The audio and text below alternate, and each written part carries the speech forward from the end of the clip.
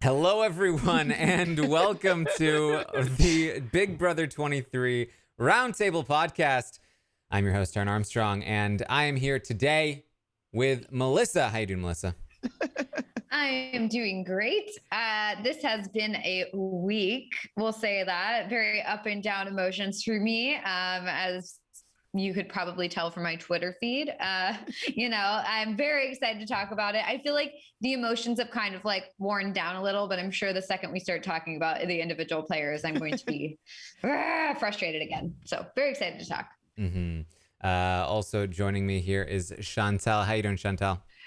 I'm doing really well. I'm excited to talk about this week as well, but I actually don't know what I think. Like, I'm trying to conceptualize, how am I rating these players? What am I basing my rating on? And so I'm really happy to discuss how am I basing my votes here. I think it should be a fun one. And I want to hear Taran's thoughts for sure. Yes, well, we are here to talk about everything that has been happening this week on the Big Brother 23 live feeds. And we're also going to rate these players based on how well they're doing this week and how well they're doing in general. So we'll keep an eye out for that. And we'll get into it. We'll recap the week. We'll talk about what's been going down. It's definitely been an interesting one here as we have been running through essentially the demise of anybody outside of the cookout, as the hope for anybody outside of the cookout is dwindling to basically nothing. Mm-hmm. Yep. It's what we've suspected for a long time and what we've been anticipating, but I feel like it's now really coming to fruition. I thought that with Sarah Beth, someone outside of the cookout winning HOH, that might, at least put some sort of roadblock in their way. So it, made it so it was like they had to really try. But clearly that did not happen. And Sarah Beth is not her own person and did a horrible job with her HOH. I feel like I was very excited coming into this week. I mean, you guys saw my reaction on Thursday, just I was like, well, we don't know what's going to happen, all this stuff. And that night she's like, I'm my own person. I'm not going to let anyone control my HOH. And then literally turns around and lets Kyland control her entire HOH. Embarrassing. Yeah. It was so embarrassing.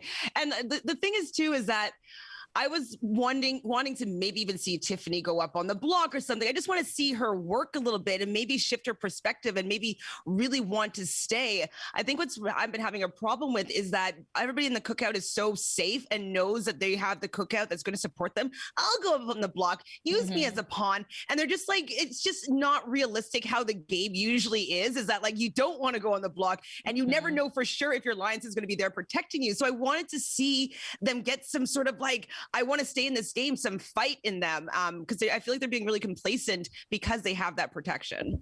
Right. I feel like we're not going to get anything interesting until all the outside people leave. Because I feel like then at least they're going to go against each other. But until that point, they really have nothing to worry about. It reminds me of, a season where someone is playing with their relatives or something where it's like you're not going to vote out your mom or something. Well, you would vote out your mom. Never mind. That's a bad example. But for example, if I were to go on with my brother, my mom, my dad, Dennis, I'd have this sort of external loyalty to them where it would be I would know they wouldn't go against me until the end, and they would know I wouldn't go against them to the end. And so I would feel safe the whole time that I had this voting block backing me up. And I feel like that's what they have. So they're not really concerned if they go on the block. And I mean, X, when he went on the block for this, this twist or whatever, wasn't as concerned as maybe any other person going up on the block would be, because he was kind of okay, well,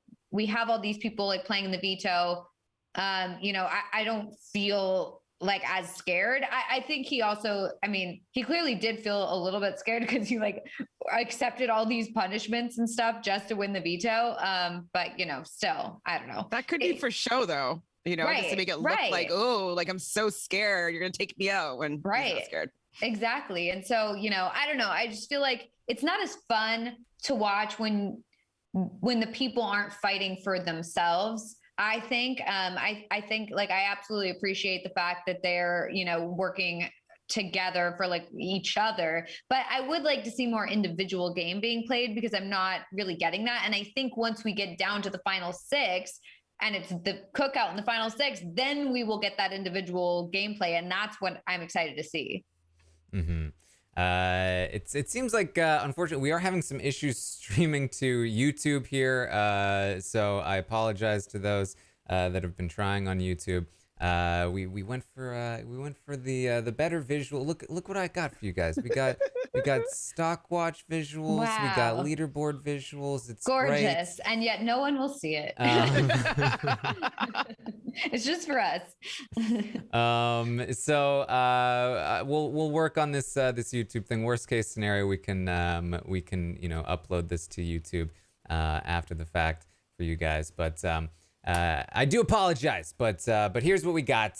We got this week. You guys are completely right. I mean, it's definitely an interesting scenario this week, and I think confounding it all is the sort of plethora of bad decisions being made here. So let's talk about it. Let's talk through what we got going on. The last time we spoke, we had a Kyland HOH. He was taking out Brittany. It seemed like things weren't going to change, and they didn't. And we saw Brittany leave. We saw Derek X lose the HOH by just a hair. A hair. So close. And by a beam. Like, why did he choose the skinny beam? I don't understand. It's so infuriating. This week has been infuriating on many levels. I feel like there's been a lot of things that have made me so angry and so frustrated. I'm just like, and it's like every single person is pissing me off, and I'm just mad. I feel like I'm watching Sarah Beth make these horrible decisions. I'm watching Derek X make these horrible decisions. I'm watching Claire make these horrible decisions. I'm watching Hannah make horrible decisions. I just feel like I'm watching everybody make bad decisions, and it makes me mad. Yeah, it's definitely so Sarah Beth comes into the week expecting to basically run her own HOH. Kyland has other plans. She initially wants to stick with Tiffany and Claire, which makes a lot more sense in general, even from her sort of like non-cookout aware perspective. But Kyland is going to convince her, no, you should go with Xavier and Alyssa. And the reason being that it's a lot easier to shoot her at 2 non-cookout members on the other side of that, meaning Claire and Derek X, which is, of course, what she managed to do. We've seen all of the highlights here in the episodes. There's not a lot to recap beyond that. There's not a ton of extra game going on beyond this kind of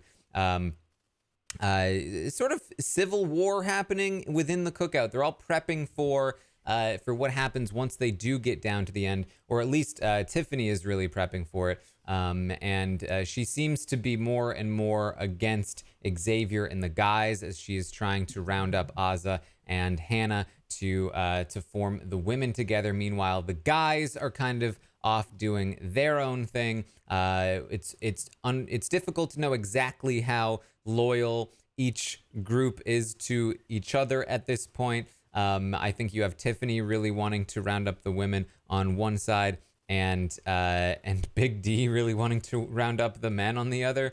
But I don't know that the men are like completely down and on board with that. So we'll see. But Xavier found his way on the block via the roulette, which Derek didn't play in. He then won the veto by essentially postponing his time on the block. I mean, he essentially was like, okay, I'll come off the block now if I do the rest of my time later. And he will be hitting the block as a third nominee either next week or the week after, depending on whether he wins HOH. Now, he initially was thinking he wanted to win the HOH next week. It seems like he may have come to the light on this. He mentioned to Alyssa that maybe he didn't want to win the HOH, but he has not really mentioned that to the cookout members yet, so I'm not sure how solid it is. But Xavier being off the block meant Derek X went up as the replacement, which is what Kyland wanted. And we are now looking at a Derek X eviction. However, we do have a small amount of campaigning that is happening. Primarily, Derek X is trying to pull Tiffany, Hannah, Azah, and then Big D is basically their only hope. If he can do that. Just today, he did manage to get Azah thinking again. Tiffany has been pushing about as hard as she can. Hannah, not as much. She's not really, like, she seems to want Derek to stay, but she doesn't. She only seems to want Derek to stay on a personal level. And it's like personally, I want Derek to stay, but game-wise, he's got to go, which it actually makes a lot of sense game-wise for Derek to stay for her, but I don't think she's fully seeing that all the time. So she's not fighting too hard for it. And she has been kind of like, oh, can you believe Tiffany's wanting to keep Derek? I would never do that. Men of the cookout. And it's not looking good for Derek is the bottom line here, Chantal. Well, I'm feeling so upset about this because, like, you know, we know that Derek X was a recruit. And so we were like watching him like learn how to play this game. And so it's been really exciting that he's been doing so well. And Tiffany takes him under her wing and like really kind of showing him how to play this game.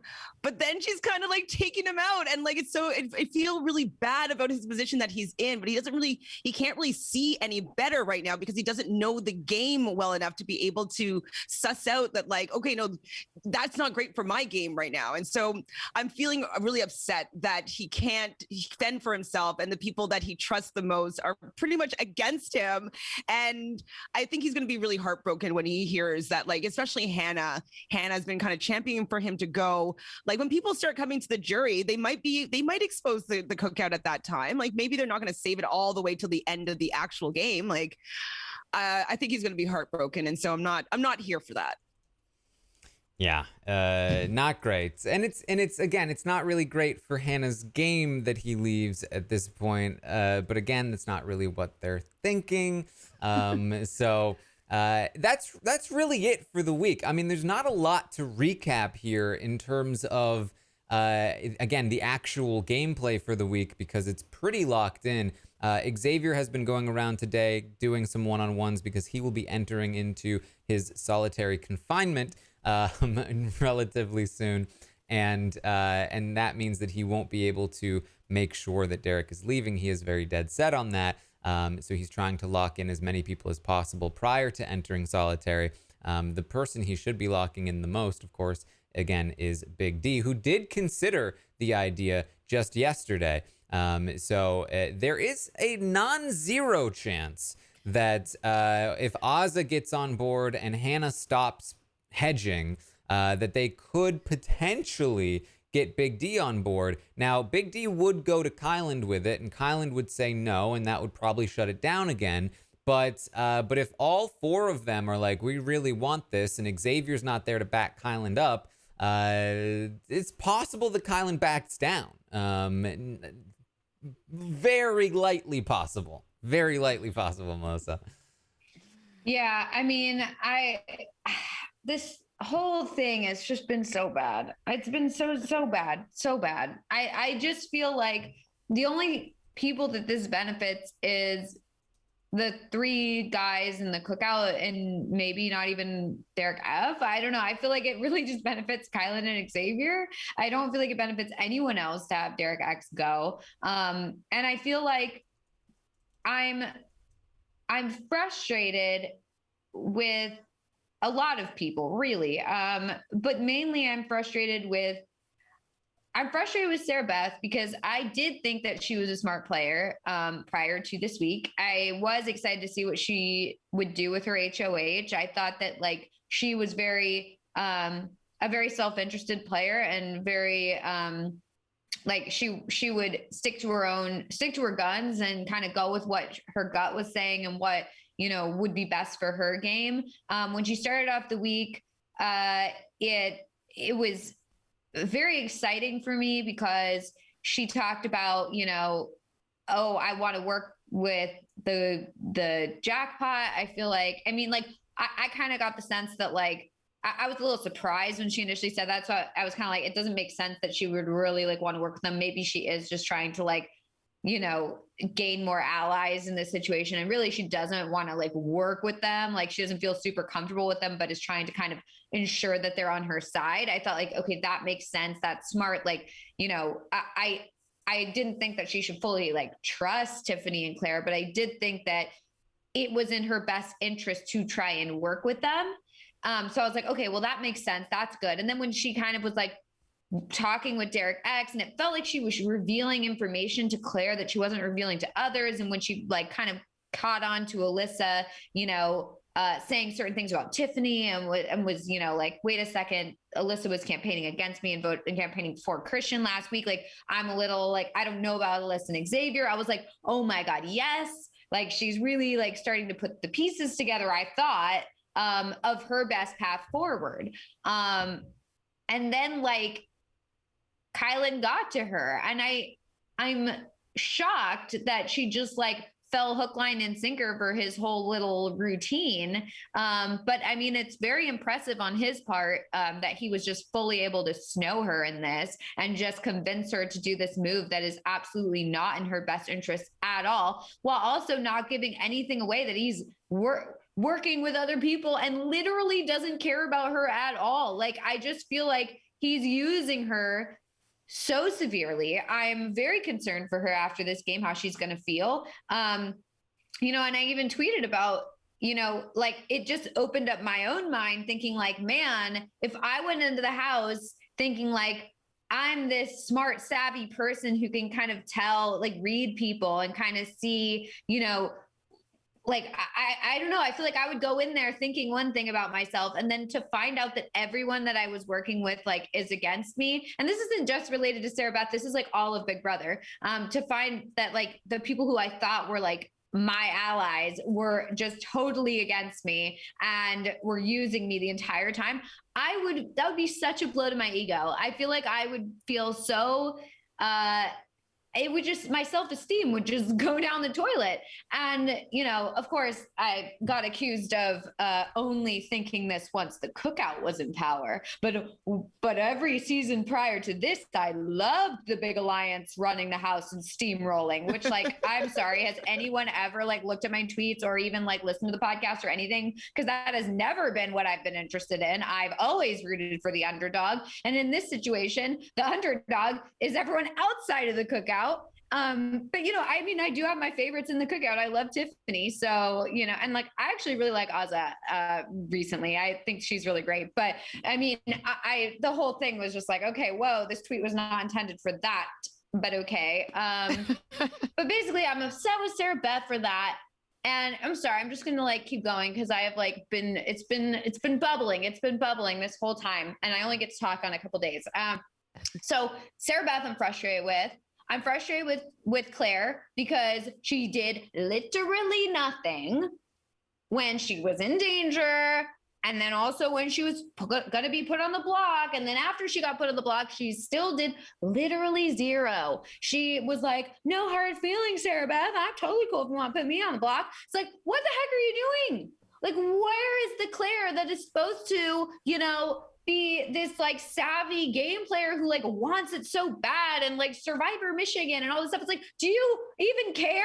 What the heck is going on here? Like this whole time I've been sitting here like, Claire's going to turn it on. Claire's the type of player who's going to like, she's laying back, but then she's going to turn it on once jury hits. And it's like, when is that going to happen? She's about to like get her booty kicked out the door and not have done a single thing in this game. Not even one thing, Claire. She hasn't done one thing. And, you know, I'm very frustrated with her because I see so much potential in her and I just don't see like the desire.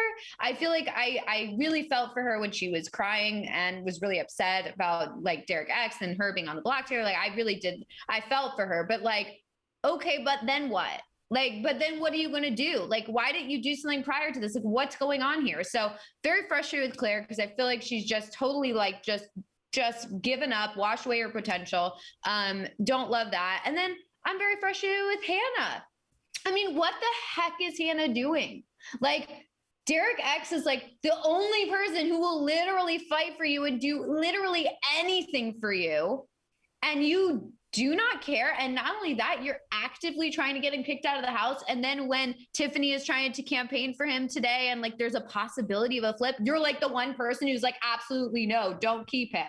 I mean, it's bad enough that she told him not to use his power so that way she could use her power, but then not actually use it. But like, I mean, why? Why? Like, I mean, that does not make any sense. Like, she could have had a situation where Derek X is safe, where Claire is safe, where people who are working with them are safe. And instead, what, she's like hitching her wagon to the Cookout Boys who literally don't care for her at all. Like, yeah, sure, they're going to get them to the final 6. And then what do you think is going to happen? The Cookout Boys want those girls to go. They think they're not doing anything. And those Cookout girls, they're not winning a single thing. You think they're going to win anything? You think they're going to all of a sudden be like, oh, I was just faking being bad at competitions this whole time? Like, no, like they're not faking being bad. They're just bad. So like they need people to fight for them. They need people on their side to like win competitions. So like that whole thing is ridiculous. And also like, I mean, even just like personally, like Derek X is like all about Hannah. And Hannah is just like throwing him away. Like not only throwing him away, pushing him out the door. Like it is one thing, which at the beginning of the week, I was like, you know what? I get where Hannah's coming from. I get this whole thing. Like, you know, once the cards are set in motion and you literally can't save him, like there's no point in ruining your game over trying to keep someone in the house. Like, you know, I totally understood that. But it's one thing to do that. And another thing to be the reason they are leaving. Like she is the reason that Derek X is leaving this week. Like she could have done something. I mean, and even Kylan today was giving her credit. Kylan was giving her credit for Derek X leaving by saying that, yeah, Hannah told me what to say to get Derek X not to play in the thing. And I said it, and look what happened. He stayed. So really, honestly, it's her thing. She did this. So like, that whole thing. Now let's move on to Derek X because I'm pissed off at Derek X too. What an idiot. What a total idiot. I absolutely love Derek X as a person, but like, he's so busy thinking about like the future and like winning this game and like this stupid coin of destiny that he literally isn't looking at the trap door that's sitting in front of his feet and he just like walks into it. It's like, what are you doing? Like, I mean, he's looking in the future when that future isn't even in his cards. Like, it's not even going to happen for him. You are not even going to be here like on Thursday night. And instead you're like worried about the coin of destiny and having enough money. It's like, that doesn't even mean anything. That you should have been play for the week that's currently happening. And I feel like that is such a problem with Big Brother recently. Not even recently, like a lot of the time, a lot of Big Brother players, they look to the future and they're like, okay, but what's the final 4 going to be? And it's like week 1. And they're like, okay, but look, how are we going to get to the final 2? Like, what's my final 2 speech going to be? It's like, that is not what you need to be thinking about. You need to be thinking about this week right now. Yeah, obviously plan ahead, do all that. But if you don't make it past this 1 week, there's no point. So like, why didn't he think about this week? And then the fact that he's sitting there like, yeah, I feel pretty good with Sarah Beth. Yeah, I feel pretty good with her. It's like, what gave you that indication? You just put her on the block last week and we're like threatening her not to tell her allies and all this stuff. It's like, you can't then all of a sudden be like, yeah, no, I feel pretty confident. No. And like, he's campaigning right now, even to like Xavier, talking about how he needs to get out like Sarah Beth and Kylan. And it's like, I don't know why he's talking about, like, this is not what Tiffany told you to do. So I don't know what the heck is going on with him. And, you know, obviously I feel like the only winners this week really are like Xavier, and even he's not that much of a winner because now he's going to be a 3rd nominee and he's in the isolation. So not really, maybe Kylan's the only one who won this week. I don't know. But yeah, anyway, I'll stop. But I'm just saying that this has been a rough week for me in terms of Big Brother. And, you know, I'll stop. I'll let you guys talk. And I just wish that you had more thoughts on the week, Melissa. I feel like you're just not yeah, like, sorry, I don't know how really you feel. Yeah. Sorry, I can't give you more. Yeah, I mean that is essentially, I think, the bottled up frustration of a lot of the fans this week on the players. You know, I think, you know, there's a lot to say about these players that I'm sure I'm going to say during the ratings as well. I also have, you know, been very frustrated with the producers and the decisions that they've made that have contributed to all of this. and the fact that the coin of destiny is all but guaranteed to go into the hands of a cookout member, which of course means that we're just looking at more of the same next week as well. Now, at least that probably means that Sarah Beth will go out by the very thing that she put in the hands of the person that's going to be sending her out, which is, again, it's probably going to be a little bit boring during the week, but long term, the irony is good. So that's nice. But I completely agree, and that's why I've got the hammer ready, and I'm ready to just smack down these ratings with the hammer, because these people do not deserve good ratings. No, oh my God, no, they do not deserve good ratings. And I'm so sad because there was so much promise in the beginning. And I think with having the cookout there, everybody's lost their fight and their instinct in the game. Nobody has an instinct to win. They have an instinct to just maybe coast, or an instinct to just do what somebody else says. I want to see people fighting for themselves in this game. They have this opportunity that not very many people get to have. And regardless of the fact that you're on the other side of the numbers or whatnot, just laying down is just so frustrating to me, because I'm you know how many people would die to be there? They just they want to play this game so badly. How are you not able to see the cookout going on? And yes, I get the cause for the cookout, and I think it's amazing that they're going to be able to pull it off. But everybody's instincts are telling them that something is going on here. Do something about it. And they're just well, I think something might be going on, but I don't know. And it's well, you're doing nothing else in the house. Maybe just go down that tangent for a little bit and maybe troubleshoot that being a possibility that these people are all working together. And how would you counter that action? And so I just feel that everybody kind of just got really, really comfortable in the game that they're playing, and they lost that instinct to win, and nobody really has it. Even maybe the cookout guys have it a little bit, for the fact that they are saying that they plan on targeting the women, but the fact that the cookout women are just well, we'll just get to the final 6 and then we'll beat the guys. It's wait, no, it's why don't you set yourself up so the person in 7 can maybe take out one of those guys? They haven't been setting up their game in a way that's going to allow them to win. And that's what's most frustrating. It's they're wasting all their game chats and strategizing just to get them to 6 and 5 and 4, and it's not getting them the win. So I definitely second everything that you guys have said about this week so far with its frustration, and more of my frustrations will probably come out in these ratings. So we'll see what's going to happen. All right. Well, there's a question that I asked on the survey, and it's something that I've been talking about all week long. And there are some people that disagree, but I was interested to get the sort of overview on this audience. Is this an all-time bad HOH from Sarah Beth? Is this up there with Fessy and Jessica and Howie? You have the power to change the game, and you get talked out of it, and you do the dumbest thing possible for your game, or close to the dumbest thing possible for your game.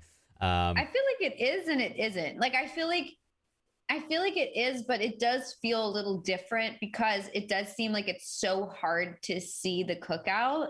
I feel like in the past, it's always been how can you not see this alliance? For this one, it's I do feel like it doesn't, if I'm in Sarah Beth, and my perspective is that Kyland and I are number one allies for each other. And Kyland's not working with anyone else, and I'm not working with anyone else, and no one else there's no big alliance, and there's no this and that.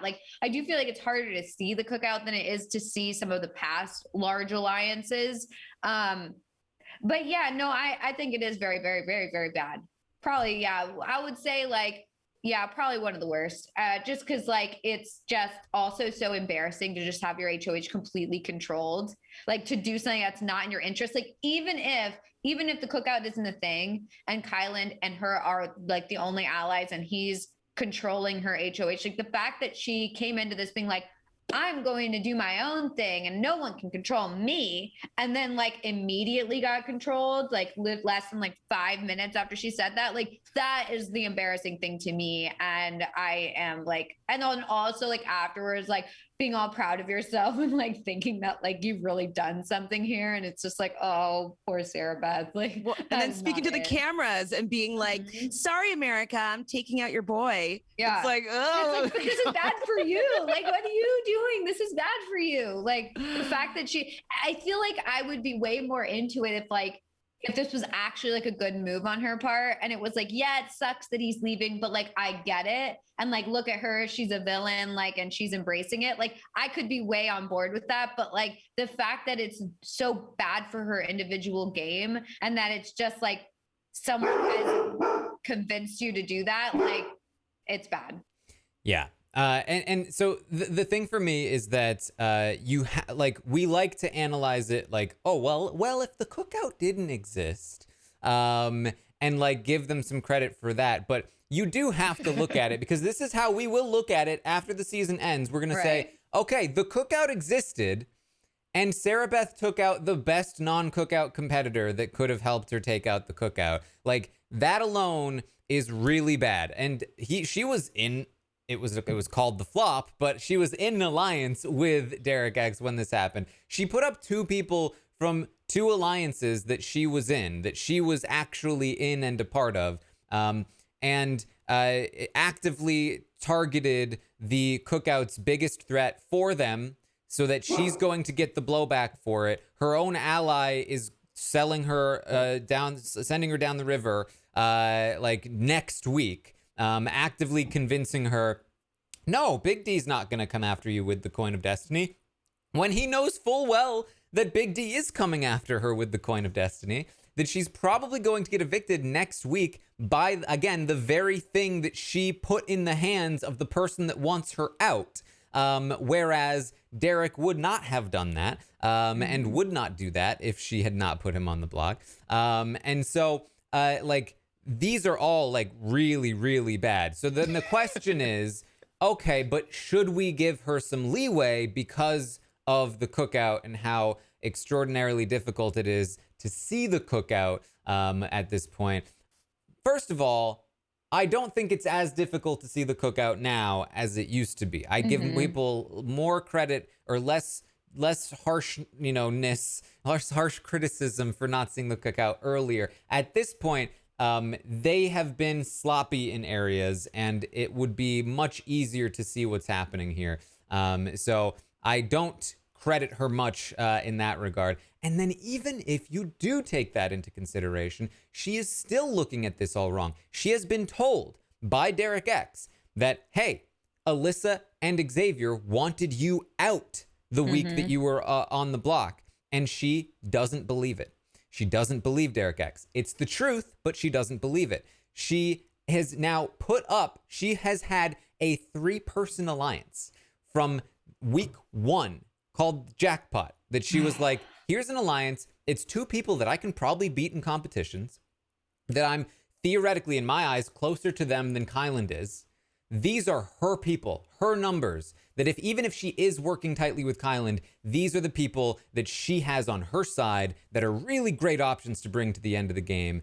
And she let Kyland convince her to put one of them on the block and send one of them home if this back door didn't work out, because Claire would have been the target if Derek hadn't been the target.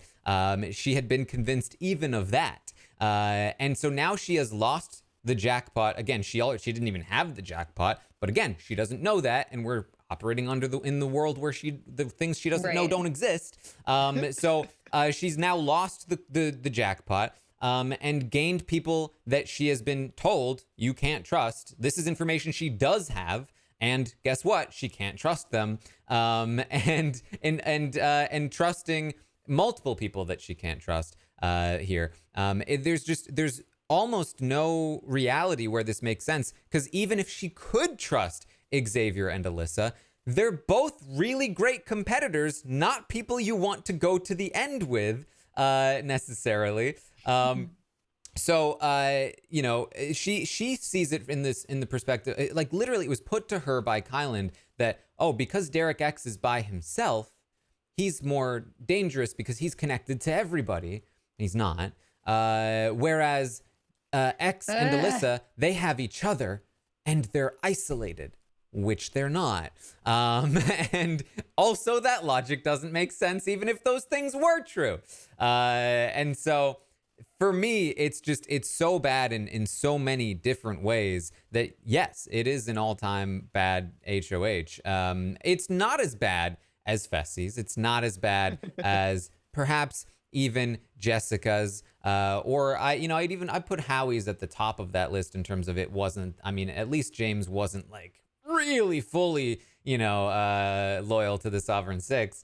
But man, this is definitely up there. I think when you talk about all-time bad HOH reigns, you are now going to bring up Sarah. Oh, yeah, don't pull a Sarah Beth. Just don't do that.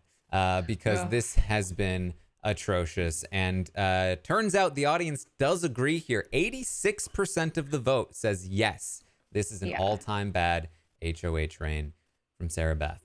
Oh man. I mean, like, honestly, and she's probably going to go out next week. Like, it's like, I don't know. It's so bad. Like, I mean, the HOH is how you, number one, get a target out who is coming after you, get out someone that is a hindrance to your game. You, number one, do that. And number two, you set yourself up for future weeks. And did she do either of those things? Absolutely not. So, she's screwed. There's literally zero chance she wins this game. And that's her own undoing. So she had a chance this week to really do something, like at the very least, make it harder for the cookout. Like at the very bare minimum, just make it a little bit harder for them, make a little bit of an obstacle they have to get across. But she couldn't even do that. So, oh well. And I think also what makes her move so bad, or her reign so bad, is that she kind of was on the right track in the beginning of the week. And so she had the right instinct and she was kind of working towards something. And then she allowed her own instinct and survival in this game to be completely overturned by a supposed ally who's actually working against her. And so that's also what's really frustrating about watching her demise here, is that like, she's going to beat herself up about it, because like, she's like, oh, I knew I should have done Xavier and Alyssa. I knew that I should have done that, but she knew, but she didn't actually follow through with it. So that's kind of also why I feel like it's in a really bad week, is that she knew better and she chose to do worse. Yeah. So there we go. Okay. Are we ready for the stock? Are we ready to rate these players? Yes.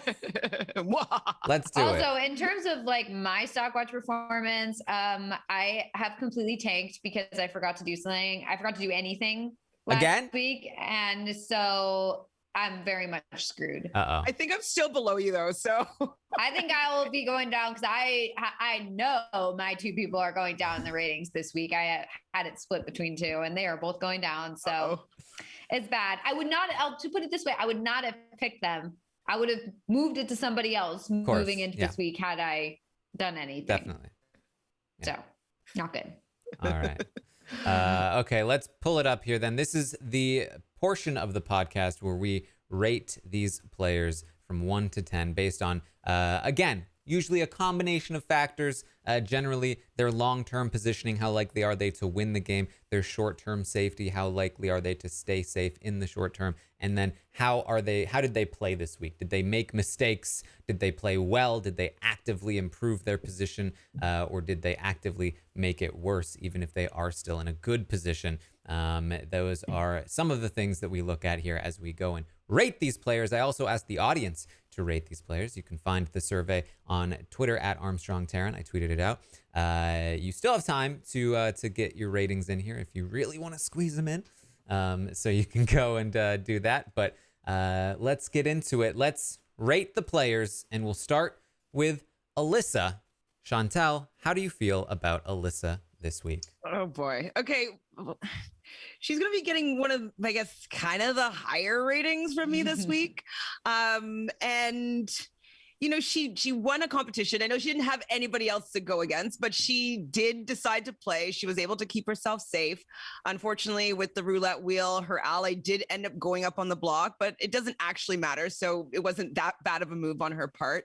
And I do feel that she is capable of winning competitions. So out of all the non-cookout members left, I think that she has the biggest capability of going the furthest because she has shown that she can win. We know that Derek X is going to be gone this week. So Claire, might be a pawn again. She'll probably be taken out again because Tiffany wants her out. So she's probably going to last the longest out of the non-cookout members. So with that, her longevity in this game, I'm going to give her a 5. I think she went up a little bit from last week, just for the fact that she did win another competition. And I don't think people are really looking at her to go out next. So for that, I'm going to give her a 5. Melissa, what do you think? Yeah, I feel like it's good that she was able to stick around an additional week, but she doesn't have a good place in the game at all. And like, she's definitely not going to win. So I feel like I just have to stick with my 4 just because she's just hanging around. She has that new alliance, though, you know, that could be helpful. Yeah, the Monarchs. Monarchy. That real thing. Yeah, I gave her a 3 last week. I almost gave her a 4, but I went with a 3 last week, and I am sticking with the 3 this week. Staying low. One of my higher ratings for the night as well. Oh my God, you're that low? Because here's the thing, I do think that, again, if you don't account for the cookout, then her saving Big D makes sense. It's terrible. But the cookout does exist. So it doesn't actually make sense. This was a terrible move in reality, in the world where we're not in fake reality. The actual reality, I know. she should have saved Claire. That. We can't keep saying that anymore. We can't keep being like, oh, well, but if the cookout wasn't a thing, it's like, that is not the way the game works. The cookout is a thing. Like, we can't keep pretending that like, oh, well, I get their perspective. It's like, no, they don't know. It's over for them. I mean, I don't think in any world she should have pulled off DF, whether, you know, the cookout exists or doesn't exist, because they've never really been working together. And it just seemed like, why take off that person? Like, you should allow maybe the person to be put off, somebody that you want to go home or whatnot, since Derek F is kind of the pawn. So I guess the 5 is looking so high, and I'm like, oh my God, it's like You're my so highest generous. rating. I know. Is it too generous? I'm No. still going to end up being a 4, I'm sure, but yeah. Well, We'll be nice to her. the audience gave Alyssa a 4 this week. So, yeah, it's still be a 4. It is still going to be a 4. People not quite coming down as low as me on Alyssa quite yet, but it'll get there because she's not winning this game, and she's not doing well enough. She's not winning. Let's talk about Azza. Jacob Jones told me today that Azza should get a 5. Melissa, how do you feel about that? I kind of agree with that, to be honest. I feel like I'm more impressed with her. I don't know if her position has really changed, but I do feel like I get the sense that I like from her that she's open and willing to look around and kind of see like, okay, what is better for my game moving forward. I don't know if she'll actually like do anything on that, but like, I do like that she entertains the idea. Like when someone campaigns to her, she's like, like, is this better for me? Like, what am I going to do moving forward? And the fact that she had conversations with Tiffany talking about how the guys are not going to work with them. Like once they get to the final 6, the guys are coming for the girls. And the fact that her and Tiffany are really starting to recognize that, I do think is good. I think like because she's in the cookout, I'm also rating her higher, obviously, because I mean, that gives her a chance to win. So the fact that she has a chance to win, the fact that I'm seeing some sort of, smart reads from her at this point in the game is good. So, I'm going to give her a 5. A 5 from Melissa. Yeah, I'm feeling somewhat similarly. I feel like I was ready to give her a 5 last week, but the fact that she was losing Brittany that week, it was not a great week. She did not play it well with the veto and deciding to throw it and all of that. This week, though, I'm willing to go to the 5 here. I think that she is capable of winning this game. I'd even consider a 6 this week because there are some things I'm liking from her. and they are primarily that she does seem to be receptive to Tiffany when Tiffany says we can't bring these guys to the end. I mean, Tiffany is absolutely right. Granted, she can bring Big D to the end, but I hope she knows that. And so if this cookout war really is going to be, Tiffany going after Xavier, Hannah going after Kyland going after, I'm not sure, to be honest. Could be Tiffany, could be Xavier, could be anyone, could be Azza, really. But maybe not. And then, Xavier going after potentially Kyland, potentially Tiffany. Still not entirely sure on that. I would imagine Xavier goes after Kyland for all their guys talk. The fact that Xavier does believe that the guys are doing all the work and the guys are the only ones capable of winning competitions, that to me points to him wanting Kyland out ASAP, which is what he has expressed in the past. But what that means is that Azza should be pretty good. There's not really anybody coming for her early on in this portion of the cookout once they get to the 6, assuming they do get to the 6. And that means that she has a little bit of wiggle room. I don't think that anybody's she's kind of in that sweet spot of Big D's the obvious goat and thus might be taken out to prevent somebody from bringing the obvious goat. Azza is then the backup goat. And that's not great for her endgame prospects. It's why she's only a 5. But it is great for her longevity prospects. It's a 5. Chantal, what do you think? Well, funny enough, I'm fluctuating between a 4 and a 5. And the reason why I'm a little bit lower on Azza is for the fact that I feel like if she did have any power, I don't think she will do right with it. I feel like she would make an emotional move. I don't feel like she may be having these conversations now, but I think that she actually had the head of household or whatnot. I don't think she would do what was best for her game. And so I don't really have any confidence in her helping herself get to the end. So yeah, she might not be looked at as somebody that's important to take to the end, but then she's also most likely won't get any votes from anybody in the end unless she's maybe sitting next to Derek F.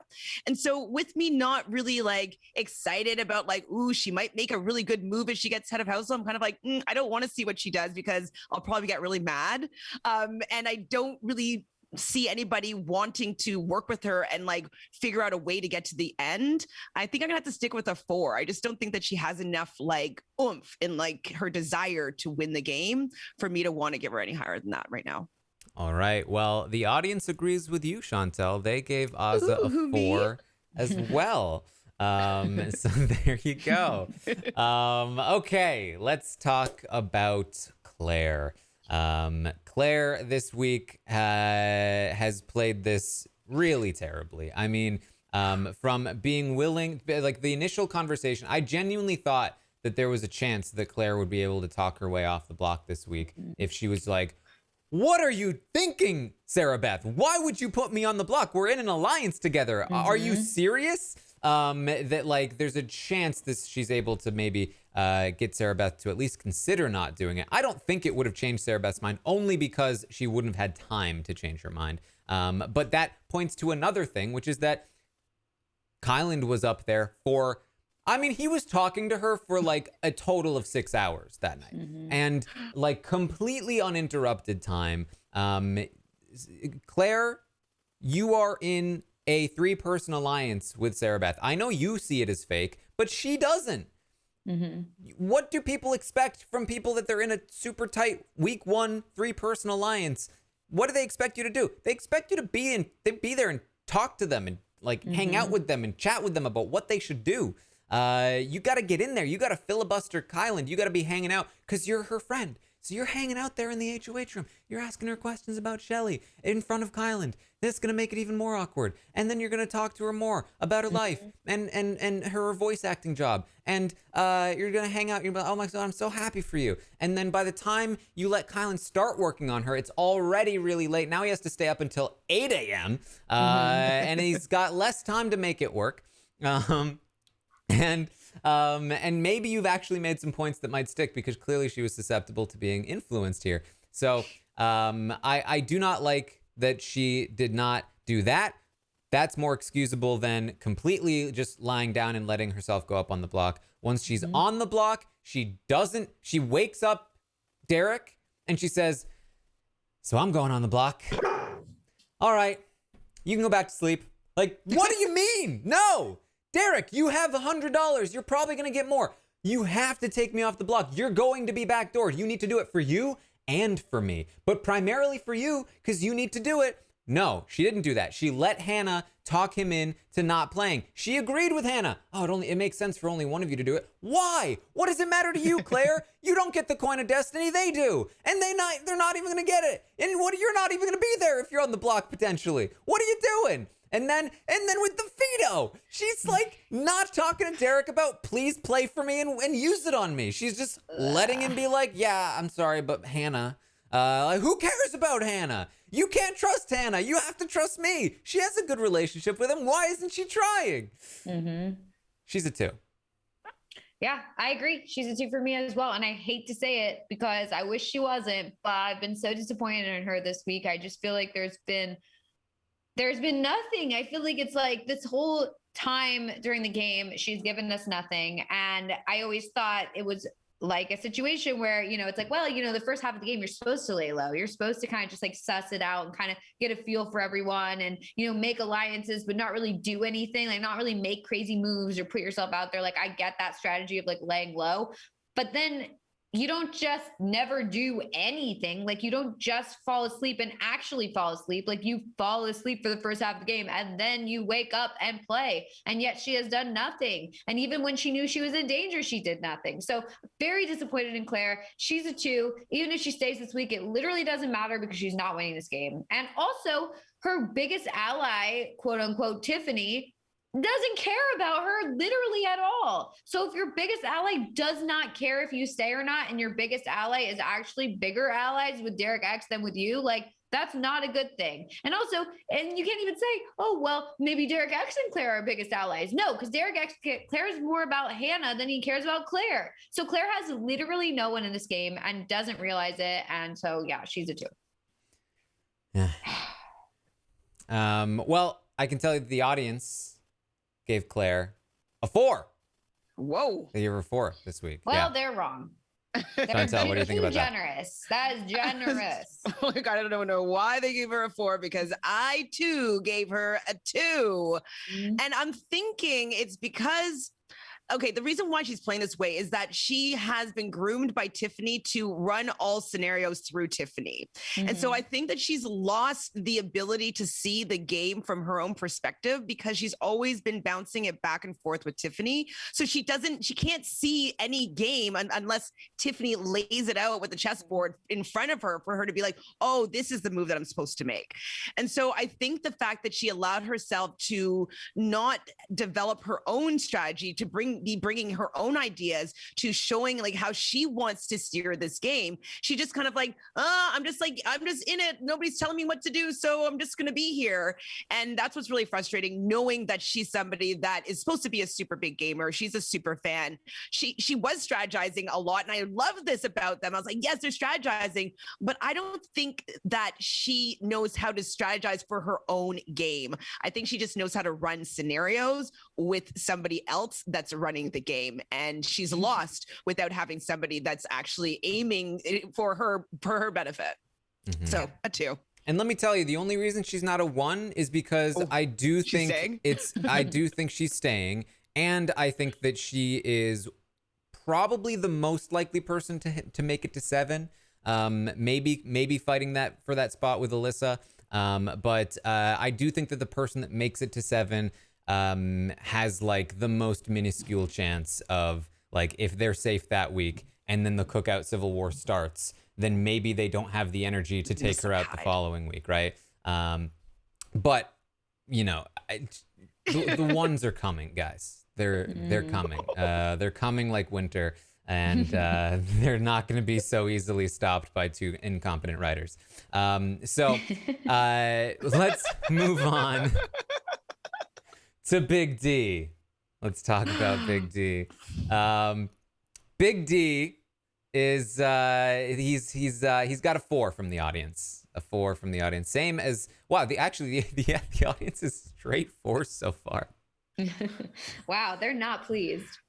Alyssa, Ozza, Claire, and Big D all getting fours from the audience. For me, I gave Big D a 3 last week, and I have no intention of raising that score until he does something to make anybody in this house respect him in any way. The fact that they continue to laugh at his delusion, thinking that he's running this game, thinking that he's in control. It's just absurd. Nobody's going to vote for him in the end. As things stand, he will need to win some comps. The coin of destiny will be big for him if he actually gets to use it. But until that happens and until he actually wins something or starts being respected in this game, Claire joking that she'll vote for him in the final 2 if he makes it is not enough for me to tell me that he has an actual chance of winning this game. So despite the fact that he's in the cookout, he is also going to get a 3 from me. Chantal, what do you think? I agree. He gets a 3, especially because, like most of the people in this game, he's just not doing anything. Like, he has had more conversations in the last couple of weeks.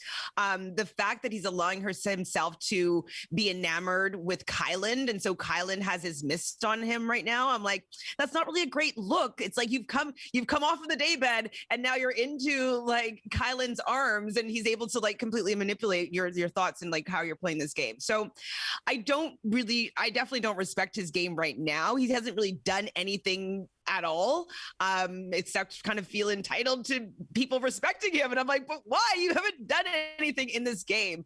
I also don't love the fact that, how he's, spoken about Tiffany and stuff like that. And so I'm not really a fan of him, and his game hasn't been great. So he gets a 3 because he's probably going to get pretty decently far, but I don't see him making any sort of moves to really solidify him winning the game. I can't see it. There's not a world. Yeah. I kind of actually have to agree with the audience on this one. Ooh. Just because he's aligned with the cookout guys. And I do think the guys want to take the guys, and I think that they are working together. And so I don't think that he's going to get out right away. I think that he has a really good chance of making it to the end. I think that he, I guess I see what you're saying about like, even if he gets the end, he might not win, but like, things can change on the way there. And I do think that like he will make it there. So, or at least he has a very good chance of making it to the end. And because of that, I do feel he has a better chance of winning than some other people. So that's why I'm giving him a 4. This is funny, actually. He is so slowly coming up in the ratings. 2 weeks ago, he got straight 3s. Last week, he got 1 4 and 3 3s. This week, he got 2 4 and 2 3s. It's just like the most small increments possible week by week as he gets closer to the higher end. than a 4? I don't know. I mean, I don't know if he has time. At this rate, it would take another 4 weeks for him to get to a 5. So by then, we're probably like at the finale, right? So maybe. All right. So that's Big D for you. Let's talk about Derek X. Chantal, what are your thoughts on Derek X? I'm so sad. I'm so sad because I feel like he could have done what he needed to do to not be on the block. Like, even we take out him not playing the roulette. Like, I feel like he could have said the right things to the right people. The fact that Tiffany is willing to put in some work for him right here means that he does have a possibility in staying to a certain degree. And so I'm just really frustrated that like he was just doing so well. And I actually think that his downfall was taking out Christian and thinking that that was the best move for him. Like, yes, it was a decent move. It was fine. Take out your competition, but it really did leave him to be really open. Mm-hmm. And the fact that he didn't really recognize that, it was just more like it's kind of like he just always wants the shiny target out. And now he wants like the coin of destiny. And he wants all these shiny, flashy things that are distracting him from playing a very good game. And so I do think that the Christian move, yes, it kind of benefited him, but I think it actually ended up being his downfall in the game. And he hasn't done anything to recover where he is in the game. I don't see him staying. Maybe a 1% chance he stays, and that wouldn't be for anything that he's done. It would be that everybody else decided that they wanted to keep him. So with that, I'm gonna have to give him a 2. Mm-hmm. Yeah, I agree. I'm giving him a 2 as well. I'm very sad to do it, and I don't want to do it. And there is a possibility that he does stay this week, but I just feel like he just did so terribly. And like, it was all like things that he could have avoided, I feel like. So it just was a bad all around. And I hate it because I really do like him, but I'm very disappointed in him. He was way too confident coming into this week for literally no reason. And the fact that he could have saved himself with that power that he was literally given to him by the audience, like, and to say he's just like, I'm just going to save my money and play for the Coin of Destiny. It's like, you are not safe. What are you thinking? Like, who are your allies here besides like Tiffany and Claire and Hannah? Like, who else are you working with? Nobody. I don't get what he's thinking. It's just all bad. And, you know, the fact that Sarah Beth, he literally put Sarah Beth up on the block and like forced her to turn on her own allies and like keep it a secret. And this whole thing, like, kind of yanked her around all week. And then now she's in power and he's like, I think I'm okay. What's the problem? It's like, what's going on here? How do you not realize that there's a problem here? So unfortunately, yeah, 2 for me. Very disappointed. Yeah. This is oh my gosh. This is tough because I'm definitely very close to the 1 here for Derek X. He did a lot to put himself in this position. And I think ultimately I have to go with the 2 for Derek X, mostly because you know, his biggest mistake is that he didn't compete for power, and you know, he theoretically like could have lost. The fact is that he got outmaneuvered here. It wasn't, he's not a Brent, he's not a Frenchie. Like, he didn't completely tank his own game. If he is 1 second faster in that HOH competition, he's fine this week. If he somehow survives this week, which is not completely impossible. In fact, as we speak, Azza, who he pitched to and successfully convinced to like really heavily consider keeping him, has been debating with Xavier for what looks like the last 15 minutes or so about whether or not they should keep him, and Xavier is pushing hard back, of course, but his campaign has gone decently. I mean, he got Azza.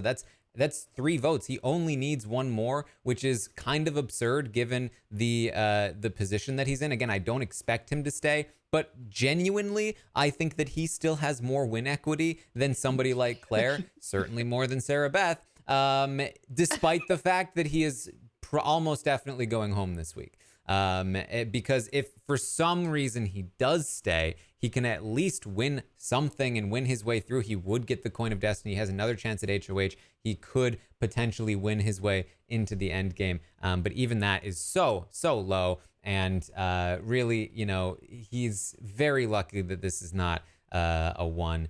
But he's not quite that bad. It's a really like face palmy kind of thing, but it's not as bad as some other players this week. So that's what I got for Derek X. And the audience gave him a 3. Ooh. The audience gave him a 3. I have a question about Derek X.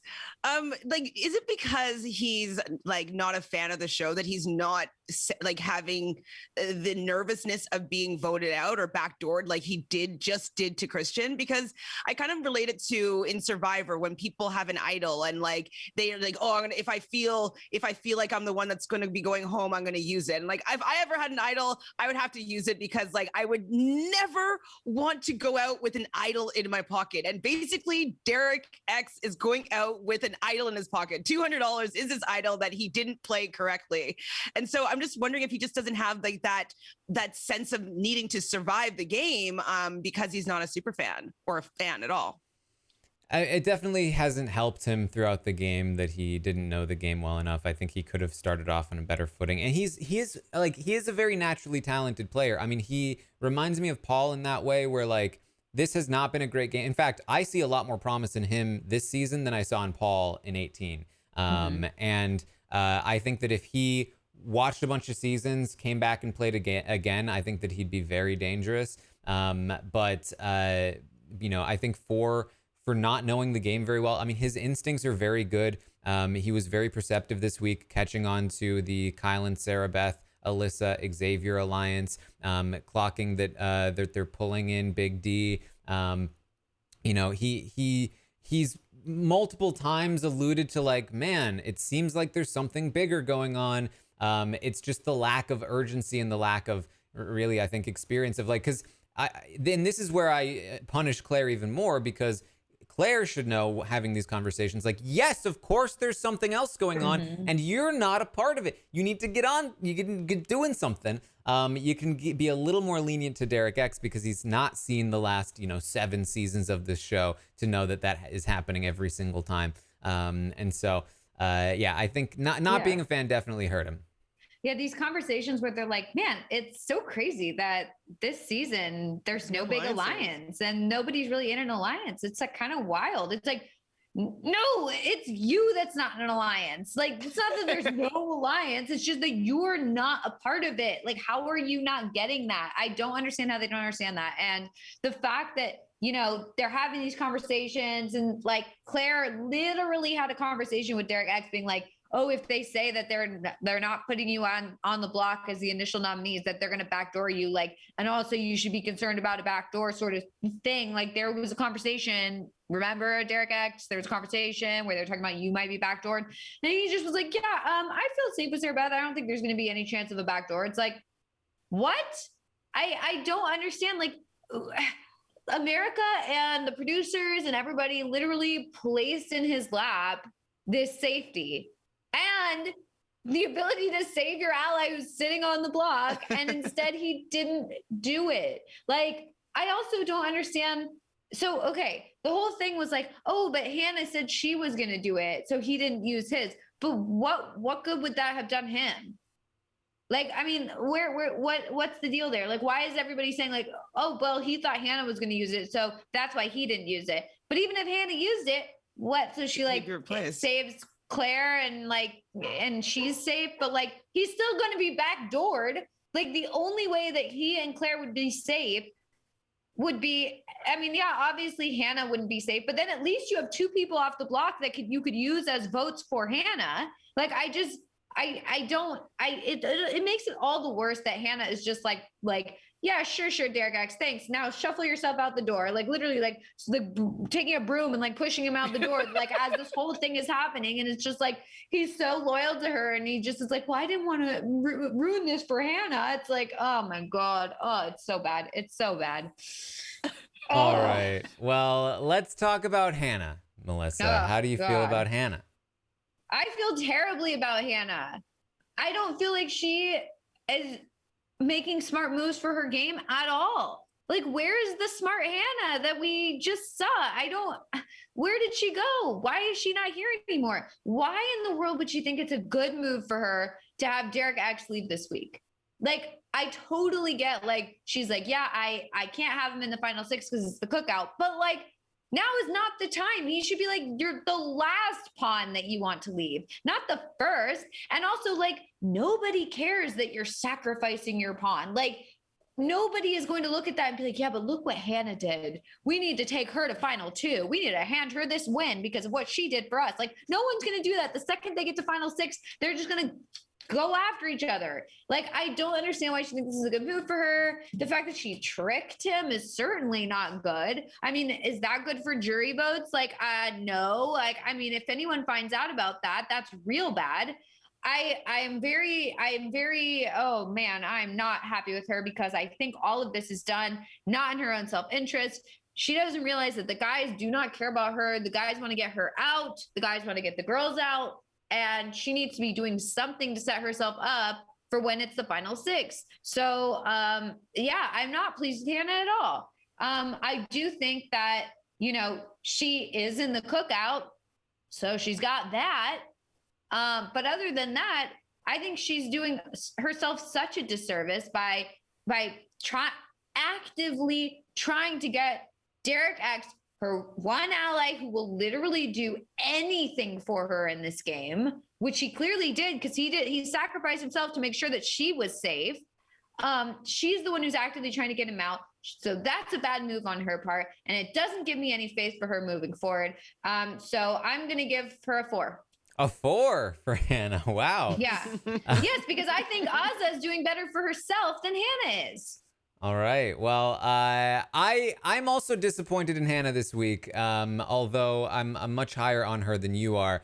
I think that the concept of her actively trying to tank, Derek X in the game, she was doing it last week. She has been doing it this week. It's pretty absurd. I think that she has been not doing herself any favors, both in the short term and in the long term, for her jury chances. But that said, I do also think that she is one of the better positioned people in the house right now. And part of that is that something that she is doing well is that she has been playing the middle between the men and the women of the cookout pretty well. When we look at the cookout final 6 at the moment, she is probably the person that is the safest of everyone in that 6. There's not a single person that would really target her at 6 or even probably at 5.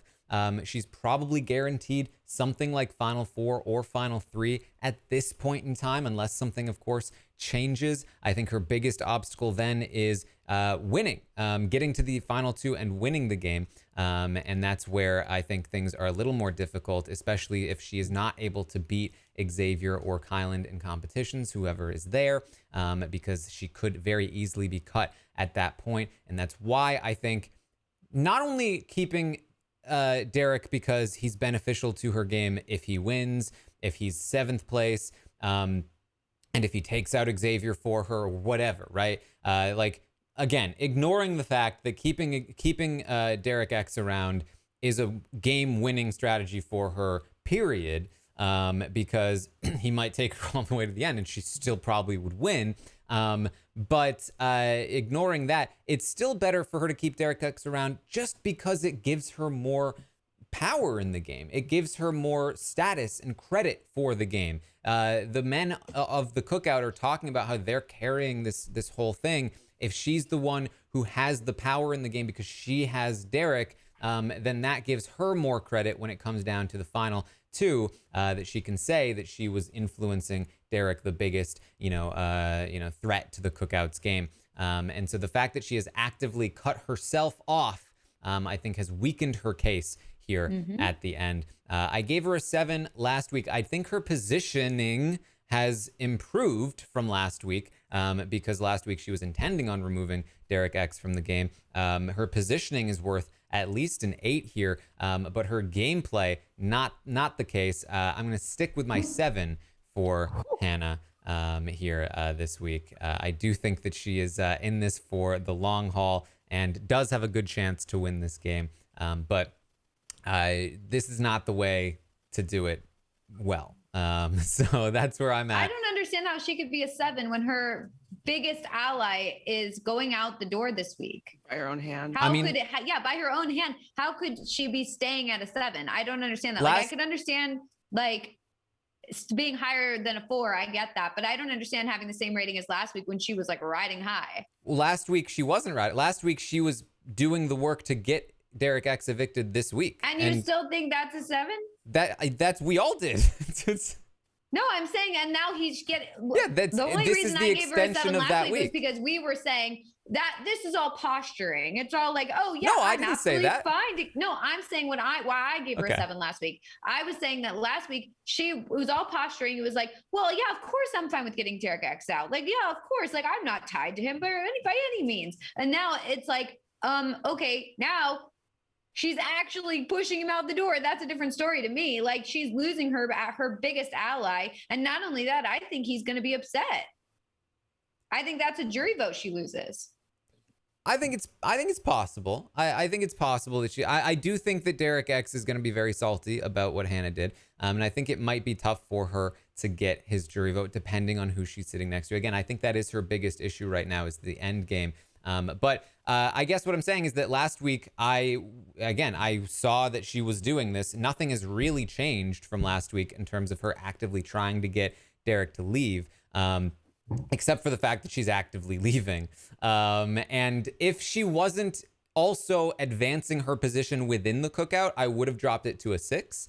But she is advancing her position in the cookout. The way that she has been ratting Tiffany out to Xavier, saying, hey, Tiffany and Azah, they're trying to protect Derek X. I don't like that she's, pushing him to go this week, but it is kind of a done deal at this point. And so the fact that she is now seen by Xavier and Kyland to be the person that is most on their side really helps her with this endgame positioning, where they are much more likely to go after somebody like Tiffany or even potentially Azah, especially if Xavier is going to stay true to his thing with Hannah, which I think would be very valuable to her. So I do like, because I was running through it, I was looking at the end game of the cookout going into the final 6, and I really do see like not a single person is looking to target Hannah from 6 all the way basically until 3. And even then, there are a few people that plan on taking her to the end, like Tiffany and Xavier. I think she probably loses to both of them right now,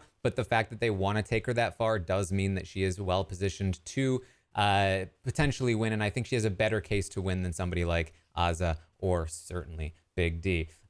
So there, that's why it was going to be between a 6 and a 7 for me this week, but I did go with the 7 because of what she's been doing here with Xavier and Kyland. Chantal, help us here. What do you think? Yeah, what do you think?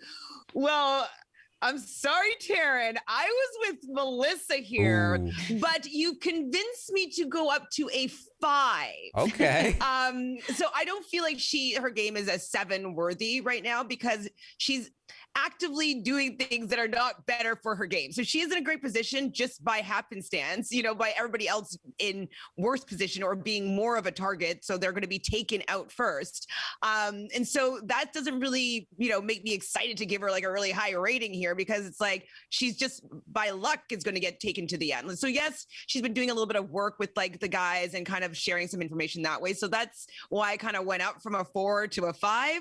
But I feel like, and this is why I was having a hard time with everybody's ratings is in the cookout, especially, is that they're only playing till the 6.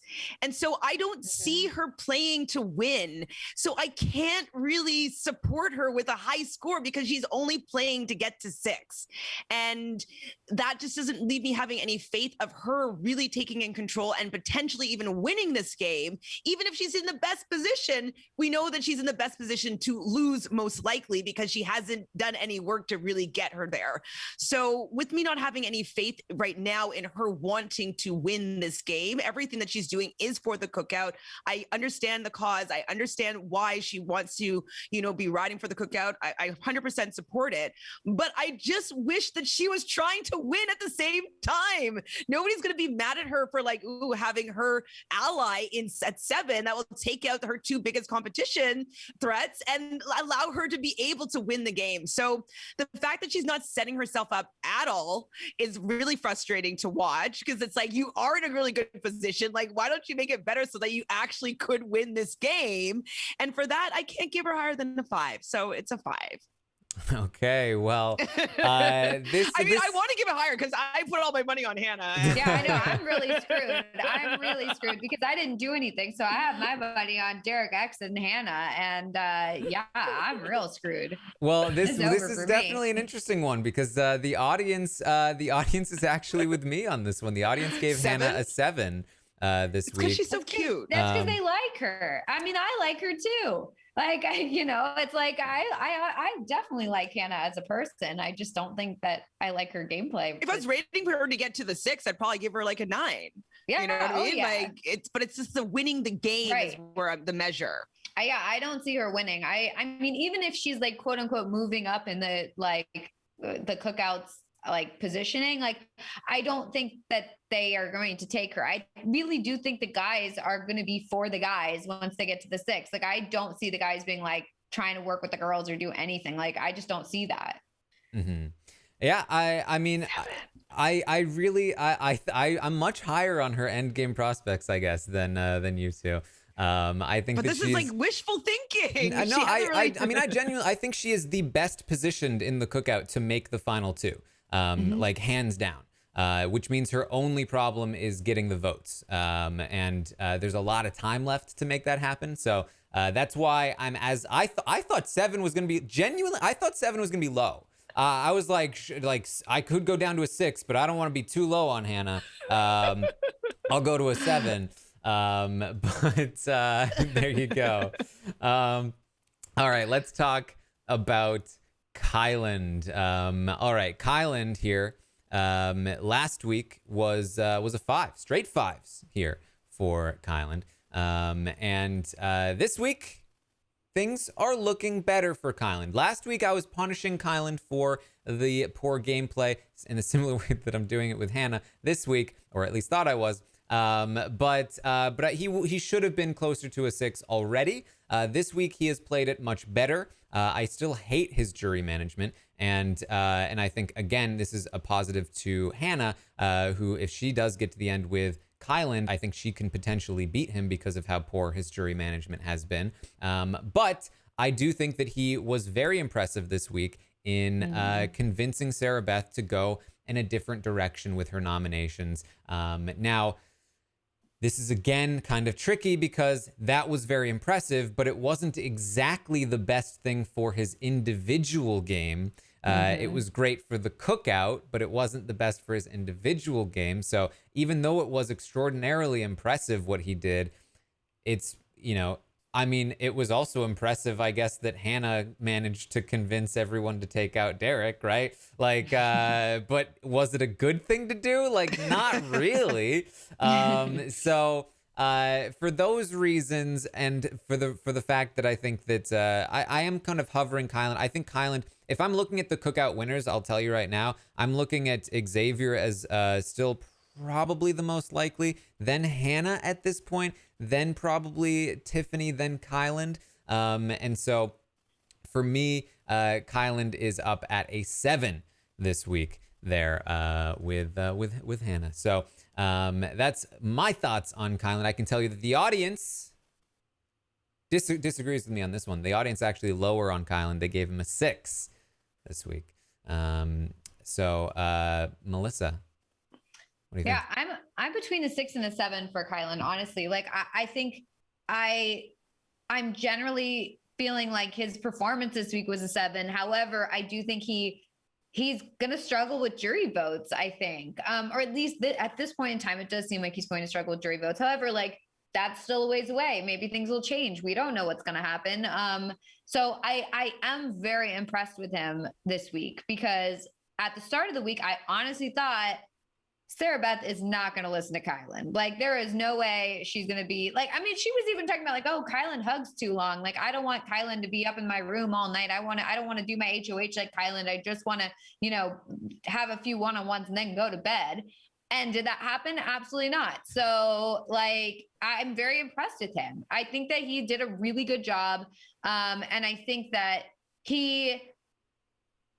I think that while I don't think it's maybe like in his best interest to get Derek X out, I don't think it's in his worst interest to get Derek X out, to be honest, because now he has a much better chance of winning things now that Derek X isn't there. And I think that while Derek X, like in Kyland, we're kind of working together, I do think obviously Derek X has more loyalty to the girls, and that would be concerning for me if I was Kyland. So I can understand why he would want him to go because he feels like he can beat Claire and Melissa and Sarah Beth. He feels like he can control. So I'm very impressed with him. So, I think I feel like I have to give him the credit because this is his HOH and he got everything done. And, I'm going to give him a 7. All right, Chantal. I'm with you guys. I gave him a 7. I mean, I'm not loving his game, but he's doing a good job for what his objectives.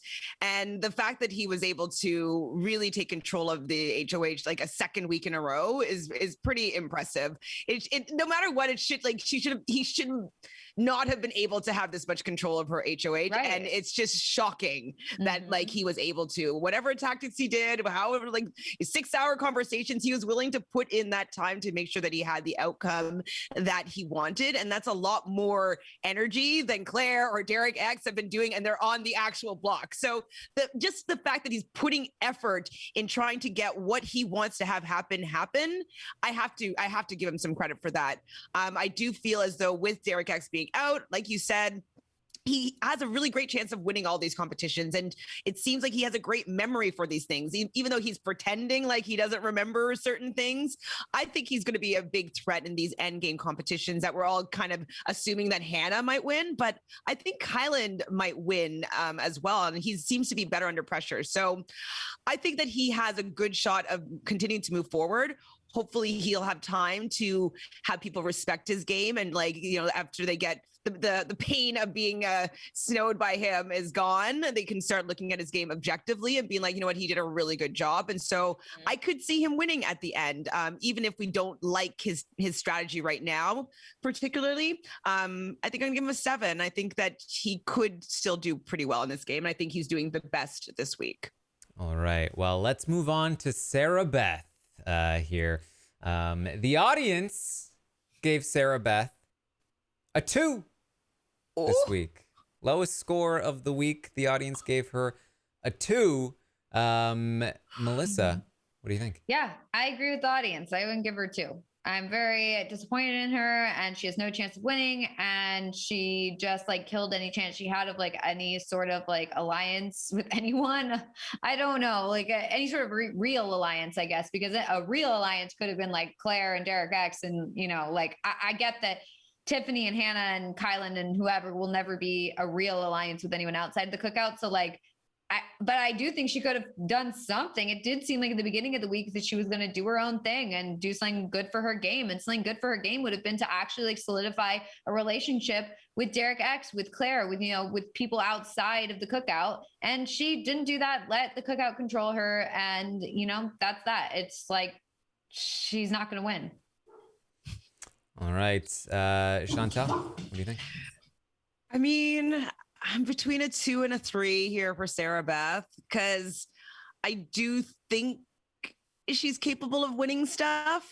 So next week, if she's on the block, I could see her winning veto. But I don't really see her winning the game. I definitely think that this was really an embarrassingly bad week for her, especially when we had so much faith that this something she was one of the people that was going to shake things up or could shake things up. And even with having the roulette power and stuff like that in it, it might be that 2 cookout members are going to be up on the block, and then we're going to have to see them really both fight to stay here. We're all excited that something could happen. And she just was forget my game. What do you want, Kyland? I'm just I can't really reward that with anything higher than, I'm going to give her a 3, just because I think that she could save herself next week, so she has a little bit of longevity in the game. All right. So I don't feel good about Sarah Beth. I don't feel good about this HOH. I think this is an all-time bad HOH. And I think that she has 0 chance to win this game. And so, you know what? Enjoy jury, Beth. You're getting a 1. Oh, you did? You're getting a 1. Wow. 1. A 1 for Sarah Beth. Look, a 1 for an HOH is a rough score. It is a rough score. Really do a bad job. And let me tell you, I was generous to Fessy and I gave him a 2. You know why? Because Fessy could still have won that game. If he had won a ton of competitions, there was still a jury buyback in the works. He still had a chance, even though it was a worse HOH. Sarah Beth cannot win this game. There is 0 chance she will win this game. There's no possible way that will ever happen. She's going home probably next week, again, due to her own actions this week. But she was already a target heading into this week. Even if she somehow made it to the 7, even if she somehow, some way made it to the final 2, which is impossible, she's not going to get any jury votes because this HOH was completely controlled by Kyland and everyone knows it. This is the worst possible thing that she could have done for her game this week, in the list of possible things. So No, she's getting a 1. This is it. It's a 1. Ouch. Yeah. I mean, I understand where you're coming from. I feel you. I do. All right. I already talked about all the reasons why. All right, let's talk about Tiffany. Chantal, how do you feel about Tiffany? Oh man, I think I'm gonna have to give Tiffany a 6. I love Tiffany. I want her to win this game. I feel like, she's not even being respected for the fact that she is putting a lot of work to get all the 6 to the 6. Derek F is not respecting that part of it. Ozza hasn't really, just really recognized how much work Tiffany really has been doing to kind of lose the game. Like she's really giving up her game to the other 5 people in the cookout.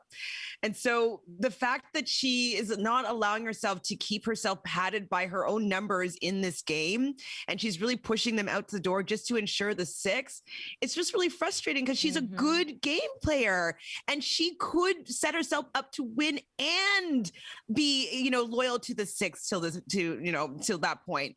And why can't you just like, well, that happened. Oops. Like, she doesn't have to take control of making sure that everybody gets the 6. I wish that she was a little bit more wanting to win the game. And I know it's most likely because she's worried about America and what they would think if she was being completely self-interested and not being 100% for the cookout. I know she's probably worried about some sort of blowback as to having that being her objective and her winning as opposed to like going for the group. I feel like that must be what is holding her back from playing her own game here. But she's not putting herself in a position to win. She's still making moves. She still has a lot of, social capital in this game. She is able to convince most people to do a lot of things. So I think that is definitely valuable. But because she's not allowing, she wants Claire to go. Claire is never going to put you up. She's a number for you. She'll vote whatever way you want. Even Derek X, same thing. Like he wins stuff and will vote however you want. And like you can work with both of these 2 people, allowing both of them to go up on the blog and both of them to leave and not really caring that they could be there to help your game to win this season. It's frustrating and it can't get more than a 6 from me. I'm sorry, Tiffany. I don't want to do it. Yeah, I totally agree. She's a 6 for me as well. And I hate to say it because I absolutely love Tiffany. And like you said, I want Tiffany to win. I really do. She's amazing. And I think that if it weren't for this, cookout group mentality, like let's get the 6 to the end, who cares who wins, like I do think she could be like an all-time great winner or player, winner, whatever, because I really do think she's got it in her and I think she's so good. But my concern is that she's too much for the group right now and it's taking away from her own game, because I do think that she's not in a great spot to win. I think if she does win, even with this group mentality, I'll be so impressed and I'll just be like so thrilled. But I think that, it's a hard road for her because she's trying to put the group in front of herself and it's not great for her. I'm very worried about her game moving forward. I think that she's put herself in a bad spot because, one of her allies is going to be leaving this week. And also she's kind of like getting into it with some of the people in the cookout based on like this week. I mean, Hannah is a little thrown off by her this week. And I think that, obviously like Kylan and her are a little not clicking. And then same with Derek F, like they're not clicking very well either. And I think that Xavier sees her as a threat. So I'm really worried about her once it gets to the 6. I think that she's not in a great spot to win. I hope that she can pull it off. And I think if anyone can, she could, but I'm worried for her because she's losing an ally and the people in the 6 aren't dying to bring her to the end. So if she can't figure this out and try and find a way to make it so that the cookout girls are going against the cookout guys, I don't know what's going to happen for her. And I don't know if she can really win competitions. So it's not really like she has that up her sleeve. So I'm very worried for her. But I'm rooting for her. So, we'll just see what happens.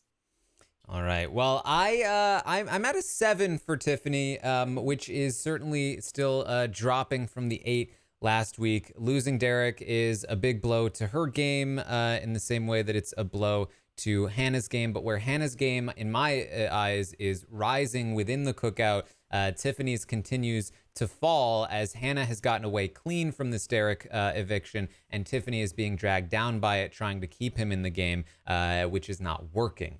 And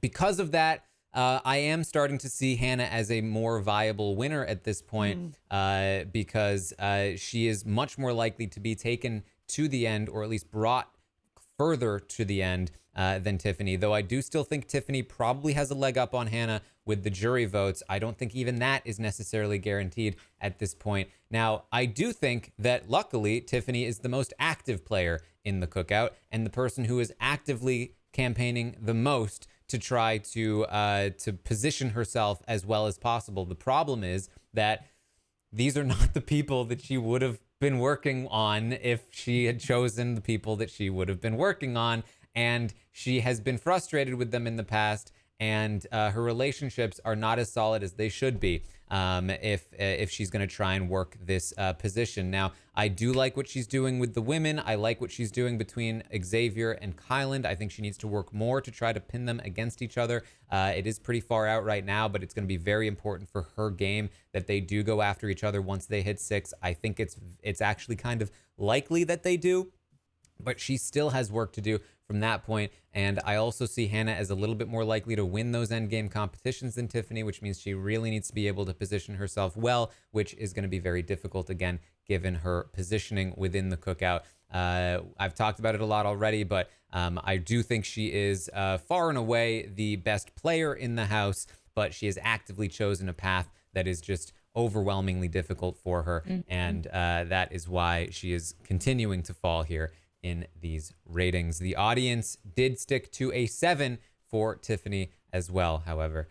So down to a 7 she goes. Let's talk about Xavier. Melissa, what are your thoughts on Xavier? I'm honestly, I'm really impressed with Xavier. I think that even with his whole being thrown up on the block and then, you know, having this solitary confinement thing, and then also being a third nominee, I don't feel like that matters. Like, I just feel like he's still really good and he's still in a good spot. And I just feel like if I were to predict the winner right now, it would be Xavier. Like, I just feel like I see, number one, a path for him to get to the end. And number two, the jury vote once he's there. I just think that I honestly am just really impressed. I don't, it's hard because it's like, you know, anything could happen in solitary confinement while he's there. And then maybe Derek X, you know, stays and then something happens and then he, you know, Derek X takes him out. Like, I don't know. And he's but guaranteed on the block next week, which is my biggest thing. True, but I just don't feel like it matters that much. I don't know. For me, like, I feel like he's in such a good spot with the cookout. Like, I don't think the cookout would want to lose him. So I don't know. I feel pretty good about him, to be honest. And I think I'm in between an 8 and a 9, to be honest. I'm either going to stick with and the only reason why is because of that. He's guaranteed to be on the block next week. Like, that's the only reason why I'm not like immediately like 9, he gets it. Because that's a very scary situation. Can I think about it and we circle back around? It's between an 8 and a 9, but let's circle back.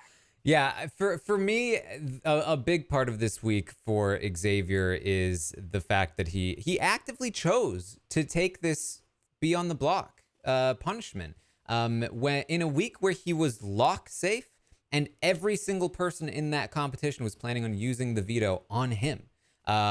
He decided to volunteer, essentially. This is a volunteer for the block scenario. He volunteered for the block not only next week, but if he wins next week, HOH, then the week after next week.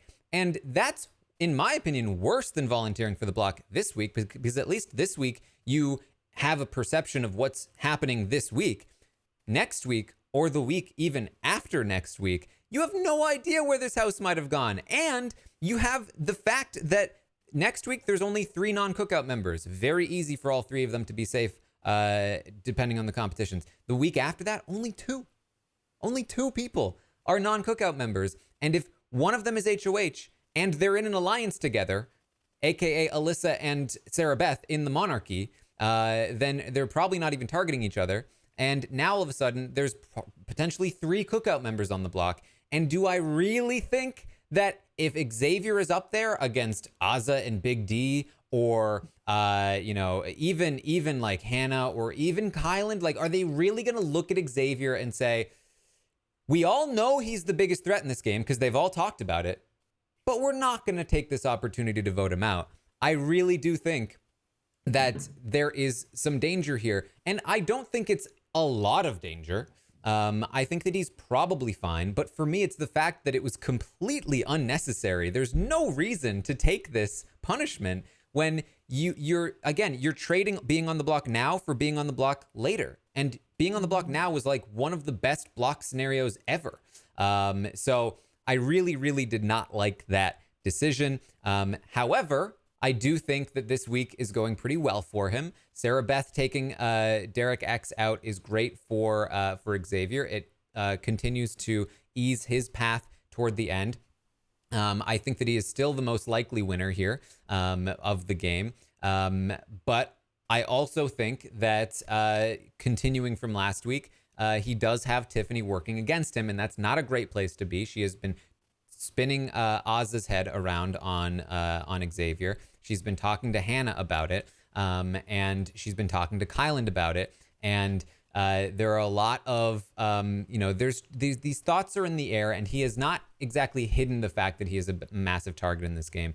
I think he's the most likely winner, but I don't think he's the most likely winner by a huge margin. I think that, there's a reason Hannah, Kyland, and Tiffany are all 7s right now for me. And that's because I really think this is pretty up in the air in terms of who might win this whole thing. So for me, I've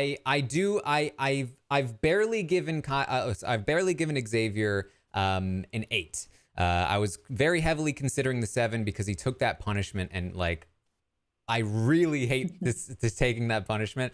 But I do think that his positioning is solid, and this week was a huge win for him, and he's not getting blood on his hands. So it should have been a huge win, but now he's definitely on the block. I just hate that decision so much. But for me, it's an 8. I considered the 7, Xavier. You make another call like that, I'm dropping you down. I don't care how good your position is. But yeah, it's an 8 from me. Chantal, what are your thoughts? I totally agree with both of you guys, but not number wise. I have to give him a 7. I'm just so upset with the fact that he wanted to win like this week and take himself off the block. It just doesn't make any sense. It doesn't, like, there's no reason to take yourself off the block in order for you to put yourself on the block later on. Like, it's just like postponing with having less allies and more opportunities for you to actually go home in these scenarios. So the fact that he should have just like maybe let somebody else win it to maybe take a little bit of like, the comp wins off of him, so he doesn't look like this comp beast, allow somebody else to win that, allow them to take him off the block, which I think is going to be good for him to like be like, yes, I got this person to use this on me. So that's like good for his argument in the final two. Like, but instead he wants to win this power, take himself off, and then he chooses to go on the block either next week or the week after, where he's going to be in a worse position.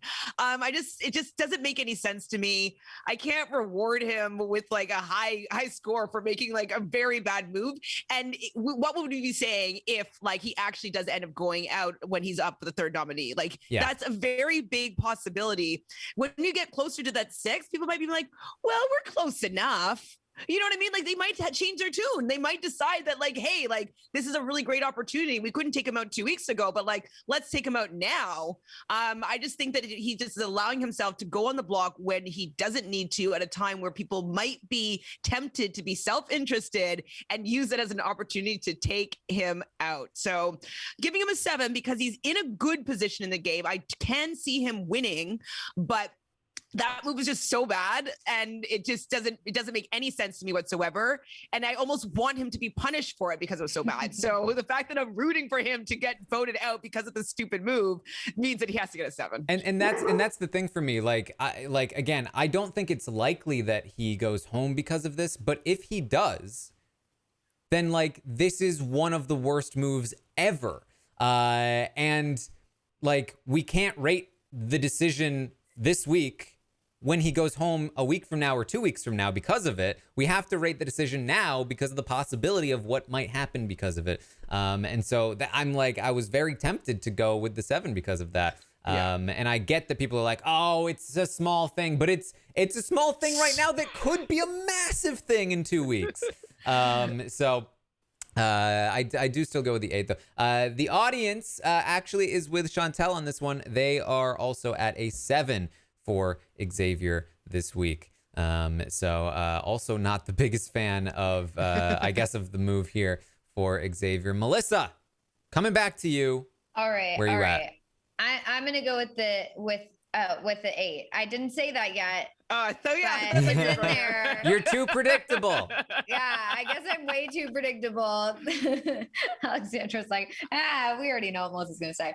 I am gonna get with an 8 because I feel like without this punishment thing, I would give him the 9, but I do feel like I don't want to give him that 9 when he's done something like this that's so detrimental. I feel like I want to give him the 9 when he like really deserves it. So I'm just going to give him the 8 for now. Probably a 9 next week. Who knows? So we'll see. But 8 for now. Mm-hmm. All right. So there it is. That's the stock watch for the week. Let's get into some of these questions and then check out the leaderboard. So here we go. It's time to, I asked the audience to rank the players from their favorite to their least favorite. There are 10 players in the game, and it's time to compete. Melissa, Chantal, who is the audience favorite? Derek X. Derek X has to still be up there. You're both correct. Yeah. Derek X, number 1. Who is their second favorite? Claire. Hannah? You are both incorrect. Ooh. It's Tiffany. It's Derek X, and then it's Tiffany. I'm surprised by that. She's usually not all the way up there.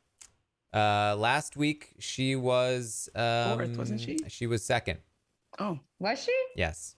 I guess I'm looking at the polls online, like Big Brother Daily and stuff like that.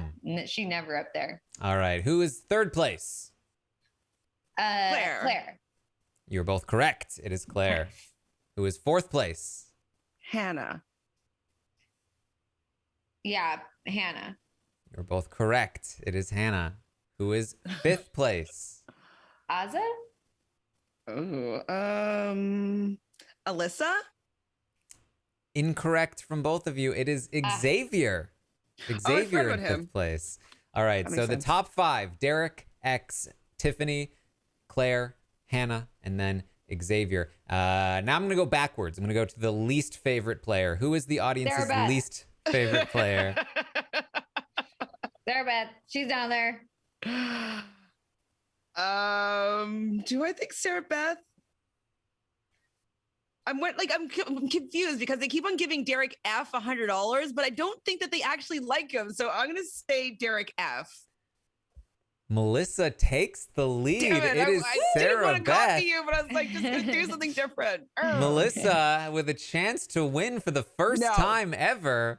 No. Oh my God. Who is I the think second? Kylan's next. Okay, second least favorite. Well, then I'm saying Derek F there. Chantal ties it back up. It was Big D. I think next one's Kylan. Who else is left? Is that all who's left? I think it's Kylan and Alyssa. Right? Oh, I think, Kylan would be next. And then Alyssa would be up. You're both correct. Kylan is next. 4th to last, aka 7th place. And then Alyssa, right? Alyssa, She's the only so one we left. tied. Oh, we tied. That's pretty Alyssa's good. correct. You guys didn't vote for satisfied with 6th place. Who's 6th place? It has to be Alyssa. Right? Isn't Alyssa the only one left? Alyssa was 7th. You guys forgot about Aza. Oh. Oh, I thought we already You guessed both her. guessed Ozza, but you were wrong because she was sixth. Oh. Oh, yes, of course. We were wrong. All right, so here it is, a tie. It's Derek X in first place, Tiffany, Claire, Hannah, Xavier, Ozza, Alyssa, Kyland, Big D, and then Sarah Beth. And this is all very even sort of distribution here. It's a very, very clean thing. No close votes there. Okay. Ask the audience to rate the episodes this week. Last week they were a 7 out of 10. This week, a 5.4 out of 10. Ooh. I asked the audience to rate the feeds this week. Last week was a 6.7. This week, low. a 5.1. Ooh. Ooh.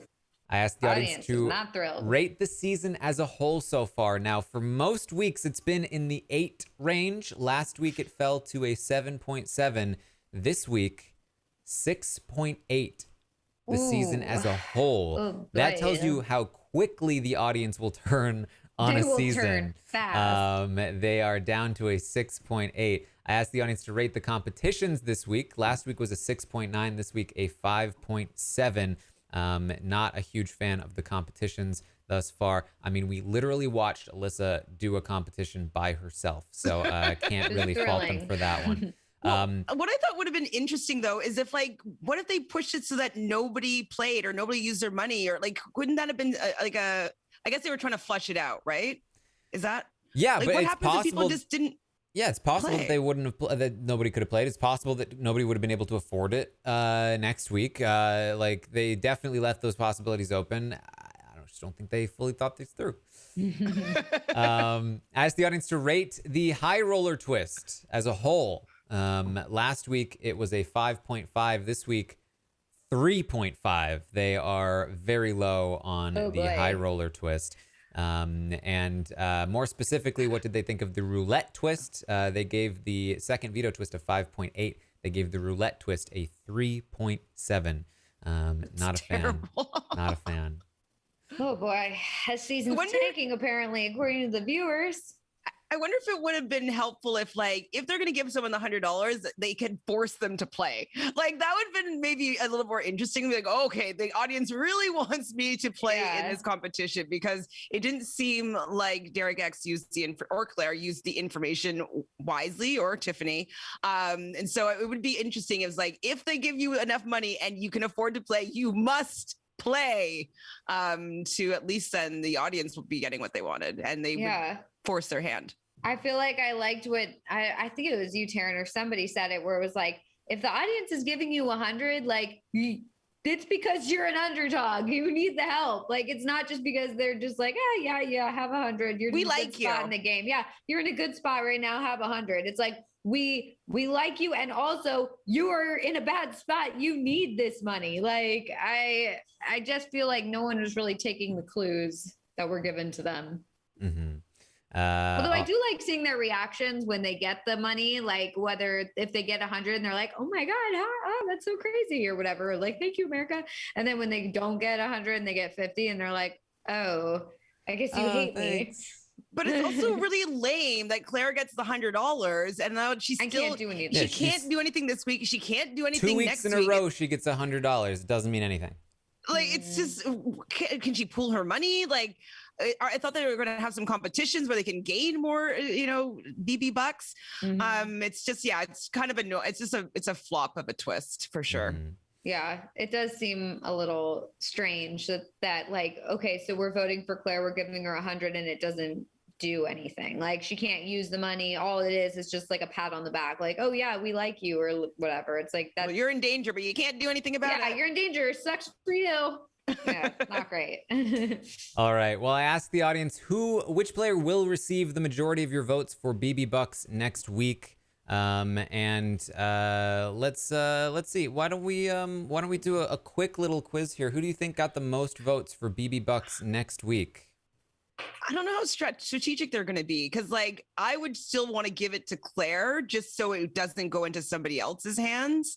Yeah. But I think that they might do Hannah, just because Hannah has 150, and so she would be able to play. So maybe they want to see people play this power. So I'm going to say Hannah. I bet people will give it to Hannah, but honestly, I would want to give it to Azza because I liked her little message today where she's just like, yeah, but she's just like, why don't you guys want to give it to me? What did I do wrong? Like I'm sitting here possibly saving like your boy Derek, and now like I haven't gotten anything. Why do you guys not want to give me anything? I thought it was funny. So it's like, yeah. And she's like, you guys give me $50. You want me to save your boy? Yeah, you want me to save real your cute. boy? Yeah, she's like, you only give me $50 every week. What the heck? So you both guess Hannah? Nah, I'm gonna guess Azza just for fun. Okay, well you're both wrong still. It was Claire. Claire was top vote getter here. Okay, so the audience is thinking like me. Yeah. Hannah was in second place. I thought they would have said Hannah because like she could have done something with it, but I do think, yeah. Hannah, I mean, I feel like at this point it's just to tell people we like them or something, because if they can't do anything with it, it's like at least we send them a message. Mm-hmm. Hannah in second place, Tiffany in third place. Okay, so Tiffany might get some money this week, but she can't do anything about it either, right? She's what, 175? Yeah. Derek X was in fourth place, even though he's not gonna be there. All right. I guess then Big D, Xavier, and Alyssa were the next three from this audience. I wish they could gift their money, kind of like fire tokens or whatever. Like, I bequeath this $100 to so and so once they leave the game. That would be interesting. You'd probably give it to Hannah. Yeah, I mean, I think it would have to be when you get evicted. But then even then it would still probably just benefit the majority alliance. They just have to trick the person into giving it to them. I mean, if Brittany had given it to Big D or Azza, like that's not going to help the underdogs any, right? So, yeah. So I asked the audience, who is the best person for Sarah Beth to have targeted for her game? Who do we think was the audience pick here? Top pick for who should Sarah Beth have targeted for her game this week? Probably Alyssa. Xavier and Alyssa should have been like, I mean, like, if I'm Sarah Beth and I don't know about the cookout, like, I would see her targeting Xavier and Alyssa, but I think she should have targeted Xavier. So the guess is what, Melissa? Xavier. And I said Alyssa. Melissa is correct. The tie broken in Melissa's favor. It's the same thing. They both would have been up on the block, okay? And Xavier would have stayed. So I'm just following through the whole week. Xavier got 40% of the vote. Alyssa only got 3% of the vote. So very few people chose Xavier. Xavier was the top pick. Tiffany was the second pick, followed by Big D, then Hannah, then Kyland, then Alyssa. Then with 2% of the vote, Derek X. She's clearly making the wrong move. And Claire. So Derek and Claire in the bottom three of people she should have targeted this week. I don't think I've ever seen that on this survey. Yeah, usually it's like, oh, well, it's like either half and half or they're targeting the right person. In this situation, it's clear she's doing the wrong thing. Yeah, I mean, and kudos to the audience as well for, top 5 are all cookout members. Of course, she should be targeting someone from the cookout. Yes. Yeah. So I also asked, last week I asked, will the cookout make the final 6? And last week, 58% said yes, the cookout will make the final 6. This week, 83% of the audience said yes. So this has definitely pulled ahead here this week for the cookout. I asked the audience, who do you want to be evicted this week? And people did not like this question this week. That's not good. I don't want either of them. With 67% of the vote, Claire. They want Claire to go. I think the only reason I would say I would want Claire to go is only because I think that Derek X has a better chance of moving forward because he could win things. Claire, I don't think can win anything. And so it's like, okay, Claire stays and then she just gets taken out next week. There's really I don't really see a path forward for her besides like winning out. And I don't see that happening. So like, I do think Derek X could win out.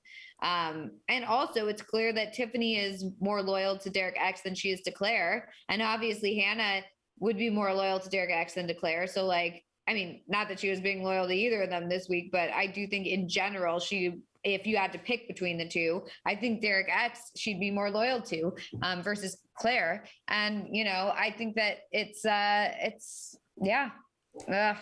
Something that we haven't really talked about is that assuming Claire is in the top 3 of the vote getting contingent here, all production would need to do is just bump up the amount of money you get from the audience by $25 this week. And now all of a sudden Claire has a 1 in 2 or 1 in 3 chance of that coin of destiny. If she gets it, I think she would probably just put up Kylan and Sarah Beth. But Xavier again on the block. Things could be a little more interesting if something, and I don't think it's impossible. We speculated that it might have happened last week. Maybe they did think out this twist a little more thoroughly than we thought, and they were planning to increase the amount given on the 3rd week so that they made sure that at least one person would be capable of affording it. It just really doesn't make any sense that being in the top 3 2 weeks in a row means you can't afford it. But that is theoretically possible. Yeah. The problem is that Sarah Beth screwed up so bad this week that she'd probably end up on the block anyway. Did they say at the start of this twist that it was always going to be 50, 75, and 100, or did they leave that open ended? I don't remember. Oh yeah, sorry. It is 250, not 225. It was 125 this week. It was 250. So she needs an extra 50 here. It would have to be 150. Did they start off the twist? Because I remember them saying 50, 75, and 100, but was it just in reference to that first week, or did they say like every week you'll have the opportunity to give them 50, 75, or 100? I think they were very vague about it all. I mean, we didn't even know for sure that there would be another vote for the money. So just wondering, because in terms of legal risk here, there could be complaints if they said it in the beginning saying, well, it's going to be 50, 75, and 100, and then they're like, just kidding. No, it's actually more. We thought that they might up it last week or this week, but then they didn't, and I was kind of surprised. So I do think it's possible that they up it, but we'll see. We'll see. So finally, I asked, who do you want to win HOH next week? And of course, the audience with 48% of the vote said Claire. I want Claire to win that HOH, followed by Tiffany, and then again Derek X in 3rd place here. Hey, there's hope. Wishful thinking.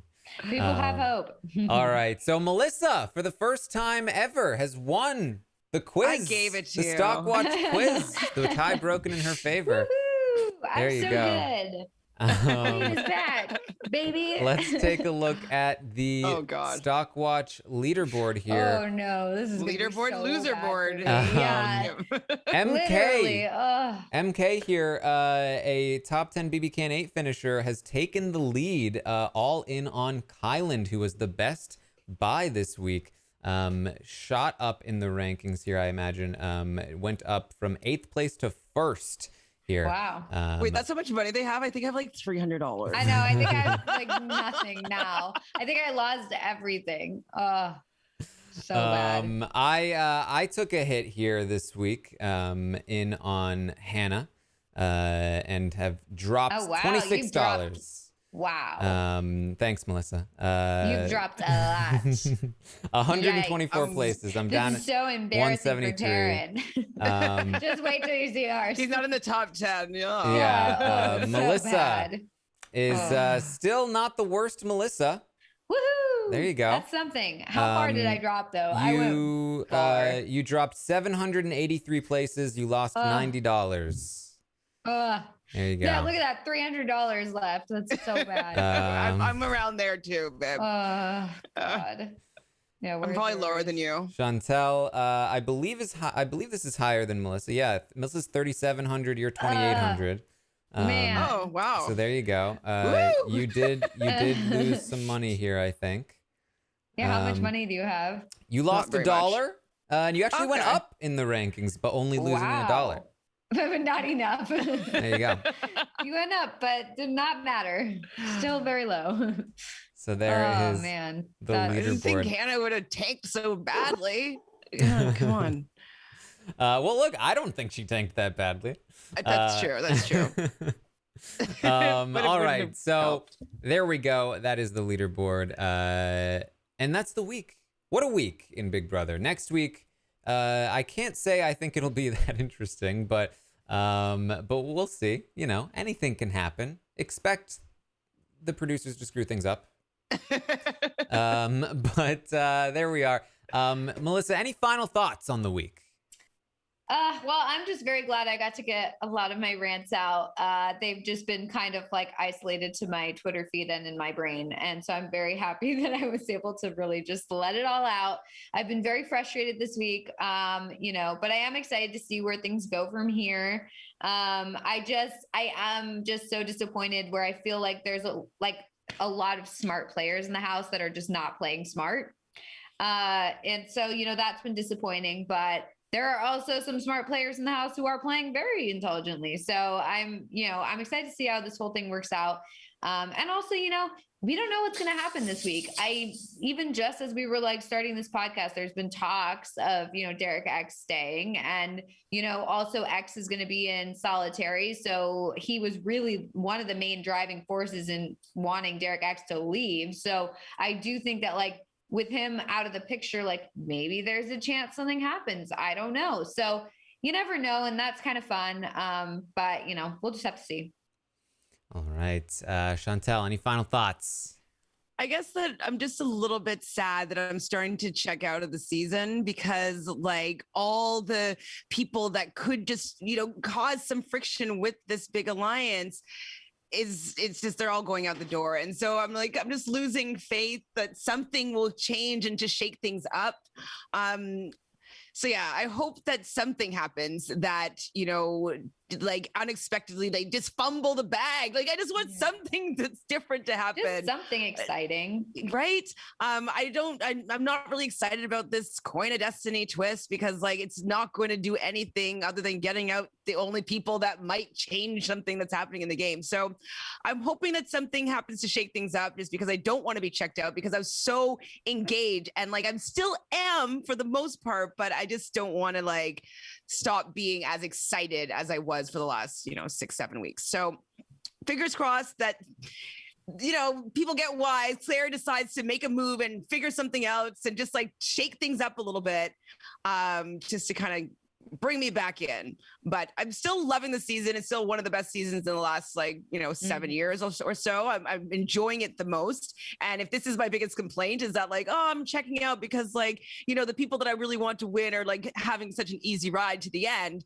I'm okay with that. At least I want them to win. If I didn't want them to win in the end, this would be really, really painful. But because I like so many people in the cookout, it's okay. I just hope something happens to shake things up.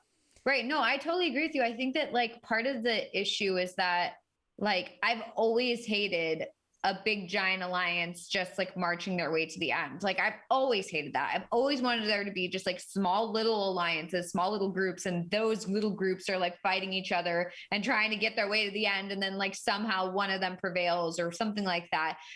Whereas I've never loved big giant alliance, they get together near the beginning and then they just kind of pick people off one by one. And maybe there's a little rebellion, but not much. And I just have never enjoyed that. And it's like you said, at the very least, at least the people that are in that giant alliance are people that I do like and people that I mean, Tiffany is someone who I've wanted to win since the beginning. So I am thrilled that she's part of that, but it's just not so fun to see a big giant alliance, just work well together and march towards the end. It's not very exciting. So there is that to it. And to the criticism of people saying oh, well, you've always loved this and now you have a problem. I wonder what's different this season. It's what? When? When have people ever liked a big giant alliance walking to the end? I just feel that is not at all the case. And that's never been the case. But you're right that at least we can be happy that we will likely get a good winner just because